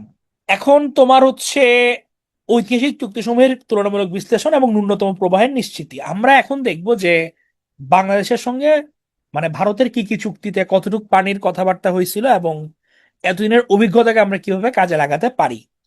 74 সালের চুক্তি, এই চুক্তির অধীনে হচ্ছে আমরা তোমার 11,000 থেকে 16,000 কিউসেক পানি প্রত্যাহারের অনুমতি পেয়েছিল ভারত, এবং বাংলাদেশ বলেছিল যে বাংলাদেশ পাবে 43,500 থেকে 44,000 কিউসেক পানি। 77 সালে আমরা দেখলাম যে ভারতের পার্সেন্টেজটা গেছে 20,000, বাংলাদেশ হচ্ছে 35,000, মানে এটা মিনিমাম এই পানিটা তারা পাবে। এটা নিশ্চিত করা হয়েছিল যে কোনো অবস্থাতেই হচ্ছে আমরা 27,600 কিউসেকের কম পানি পাবো না, এটা আমরা এনশিওর করতে পারছিলাম 77-এর চুক্তিতে। 96 সালের চুক্তির যেটা লুপ হোল সেটা হচ্ছে এই যে কি পরিমাণ ন্যূনতম আমি যে পানিটা এটা পাবো, এই ধারাটা রাখা হয় নাই, যে মিনিমাম এতটুকু দিতেই হবে, এই ধারাটা ছিল না। ফলে যেটা হয়েছে যে উজানে আমরা ক্রমাগত ভারত পানিটা ধরে গেছে, ওরা ওদের কাজে লাগাচ্ছে পানি, এবং আমাদের একটা পরিসংখ্যান বলে যে আমাদের 97 থেকে 2016 সালের মধ্যে প্রায় 52% সময় এবং মার্চ মে মাসের তীব্র সংকটকালে 65% সময় আমাদের চুক্তি অনুযায়ী প্রাপ্য পানি আমরা পাই নাই। তাহলে আমাদের অবশ্যই, আমরা এই চুক্তিটা যদি নবায়ন করি তাহলে আমাদের অবশ্যই মিনিমাম কি পরিমাণ পানি আমরা পাবো এই ধারাটা আমাদের মাস্ট রাখতে হবে। লেখক বলছে যে 35,000 কিউসেকের একটা কঠোর ন্যূনতম প্রবাহের নিশ্চিতিমূলক ধারা অন্তর্ভুক্ত করার দাবিতে অনড় থাকতে হবে। কারণ বর্তমানে তোমার কলকাতা বন্দর সচল রাখতে হচ্ছে, ওদের পানির পরিমাণটা অনেক কমে গেছে, আবার ভারতও তোমার ভাগীরথী নদী থেকে অনেক পানি পাচ্ছে, কিন্তু আমার বাংলাদেশ তো আমরা গঙ্গার উপর ডিপেন্ডেন্ট। হ্যাঁ, তাহলে আমাদের এই গ্রাউন্ডগুলো খুব স্ট্রং করতে হবে। হ্যাঁ, এখন আমরা কি করতে পারি সফল চুক্তি অর্জনে? বাংলাদেশ কূটনৈতিক লেভেলে বা কিভাবে লেভারেজ নিতে পারে, নদীর বিনিময়ে ট্রানজিট। ইন্ডিয়া আমাদের ভেতর দিয়ে অনেক কিছু পরিবহন করে না, ট্রানজিট ট্রান্সশিপমেন্ট আমরা দিচ্ছি। আমরা ওদেরকে বলতে পারি যে তোমরা, আমরা বন্দরে ব্যবহার করতেই বা সবকিছু করতে বা সমস্যা নাই, আমাদের সঙ্গে পানি সুবিধা দাও, নদীর বিনিময়ে ট্রানজিট, ওই লেভারেজ আমরা নিতে পারি। আমরা আন্তর্জাতিকরণ এবং ট্র্যাক টু কূটনীতি ব্যবহার করতে পারি। ভারতের যারা নদী বিশেষজ্ঞ এবং পরিবেশ কর্মীদের সাথে আমরা ট্র্যাক টু ডিপ্লোমেসি করতে পারি। তোমরা জানো ডিপ্লোমেসির মধ্যে আমাদের ট্র্যাক 1, ট্র্যাক 2, ট্র্যাক 3 এরকম ডিপ্লোমেসি থাকে।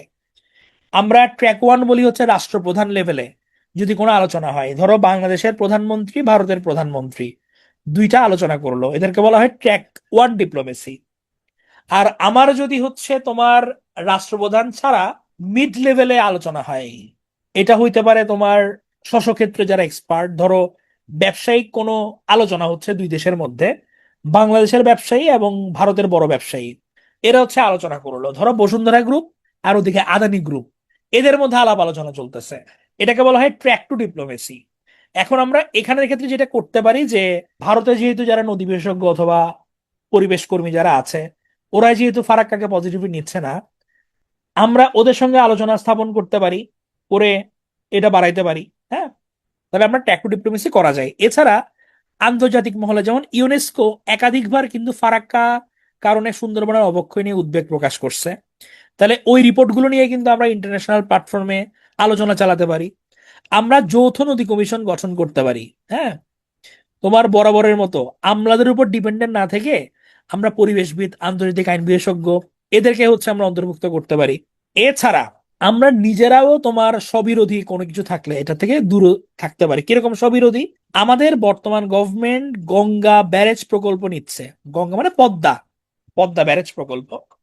এখন এটা নিয়ে কিন্তু তোমার দুই ধরনের মতামত আছে। অনেকে বলছে এটা এখন করা দরকার নাই, গভর্নমেন্ট বলছে যে না, এটা করলে আমরা অনেক লাভজনক হব। এখন এই লেখকের লজিক হচ্ছে গিয়ে যে তুমি যখন নিজে একটা সেচ প্রকল্প করবা, তখন যে কোনো দেশ তোমাকে বলবে যে বাংলাদেশ তো নিজেই ক্যাপেবল ওর নদী সমস্যা সমাধানে, পানি সমস্যা সমাধানে, না হলে তো এত বড় প্রজেক্ট সে করে না। হ্যাঁ, এই কারণে লেখক বলছে যে আমাদের যখন সামনে নবায়ন চুক্তিটা আছে, তোমরা এখন এই প্রকল্প নিয়ে কাজ করিও না। এই প্রকল্প নিয়ে কাজ করলে ইন্ডিয়া মনে করবে যে বাংলাদেশ ক্যাপেবল, বাংলাদেশ তো প্রয়োজন নাই। তাহলে এইটা হচ্ছে আমাদের নিজেদেরকেই ব্যাকফুটে নিয়ে যাবে। হ্যাঁ, তো এইটা করলে ভারতের ঝানু কূটনীতিবিদেরা বাংলাদেশের পানি সংকটকে দাবিকে স্ববিরোধী আখ্যা দিয়ে নাকচ করে দিবে। তাই এই প্রকল্প অবিলম্বে পুনর্বিবেচনা করা দরকার। হ্যাঁ, তাহলে যেটা বলা যাচ্ছে যে বাংলাদেশের গঙ্গা চুক্তি নবায়নের আলোচনা কেবল প্রকৌশলগত বা জলবন্টনের বিষয় নয়, এটা আমাদের ভূ রাজনৈতিক এবং অর্থনৈতিক অস্তিত্বের লড়াই। আমাদের তাহলে হচ্ছে তোমার ইন্টারন্যাশনাল ল এর কথা আমরা পড়লাম, ট্রানজিটের কথা পড়লাম, হ্যাঁ, এগুলো এনশিওর করে আমাদের মিনিমাম পানি ইউজের যে ক্লসটা 35,000 কিউসেক, এই গ্যারান্টি আদায় করে আমাদের চুক্তিটাকে নবায়ন করতে হবে। যদি আমরা এগুলো এনশিওর করতে না পারি, বরাবরের মতোই আমরা গ্লোবাল পলিটিক্সের রুলস কি, যে যার স্বার্থ দেখে, ইন্ডিয়া ইন্ডিয়ার স্বার্থ দেখতেছে, আমাদেরকে আমাদের স্বার্থ দেখে একটা ব্যালেন্সিং এর মাধ্যমে যেটা বেস্ট হয় এটা আদায় করে নিতে হবে। তাহলে বিভিন্ন অ্যাঙ্গেল থেকে লেখক এটা ব্যাখ্যা করার চেষ্টা করছেন, খুবই সুকোপাট্য, বোঝা গেছে। আমি 7:34 পর্যন্ত সময় নিয়ে ফেলছি, 35 পর্যন্ত বলেছিলাম, 10 মিনিট, এটা 15-20 মিনিটে হয়ে গেছে। বুঝা গেছে আলাপটা? ওকে, বুঝা গেলে তাহলে আজকে আমাদের এতটুকু পর্যন্তই সেশন।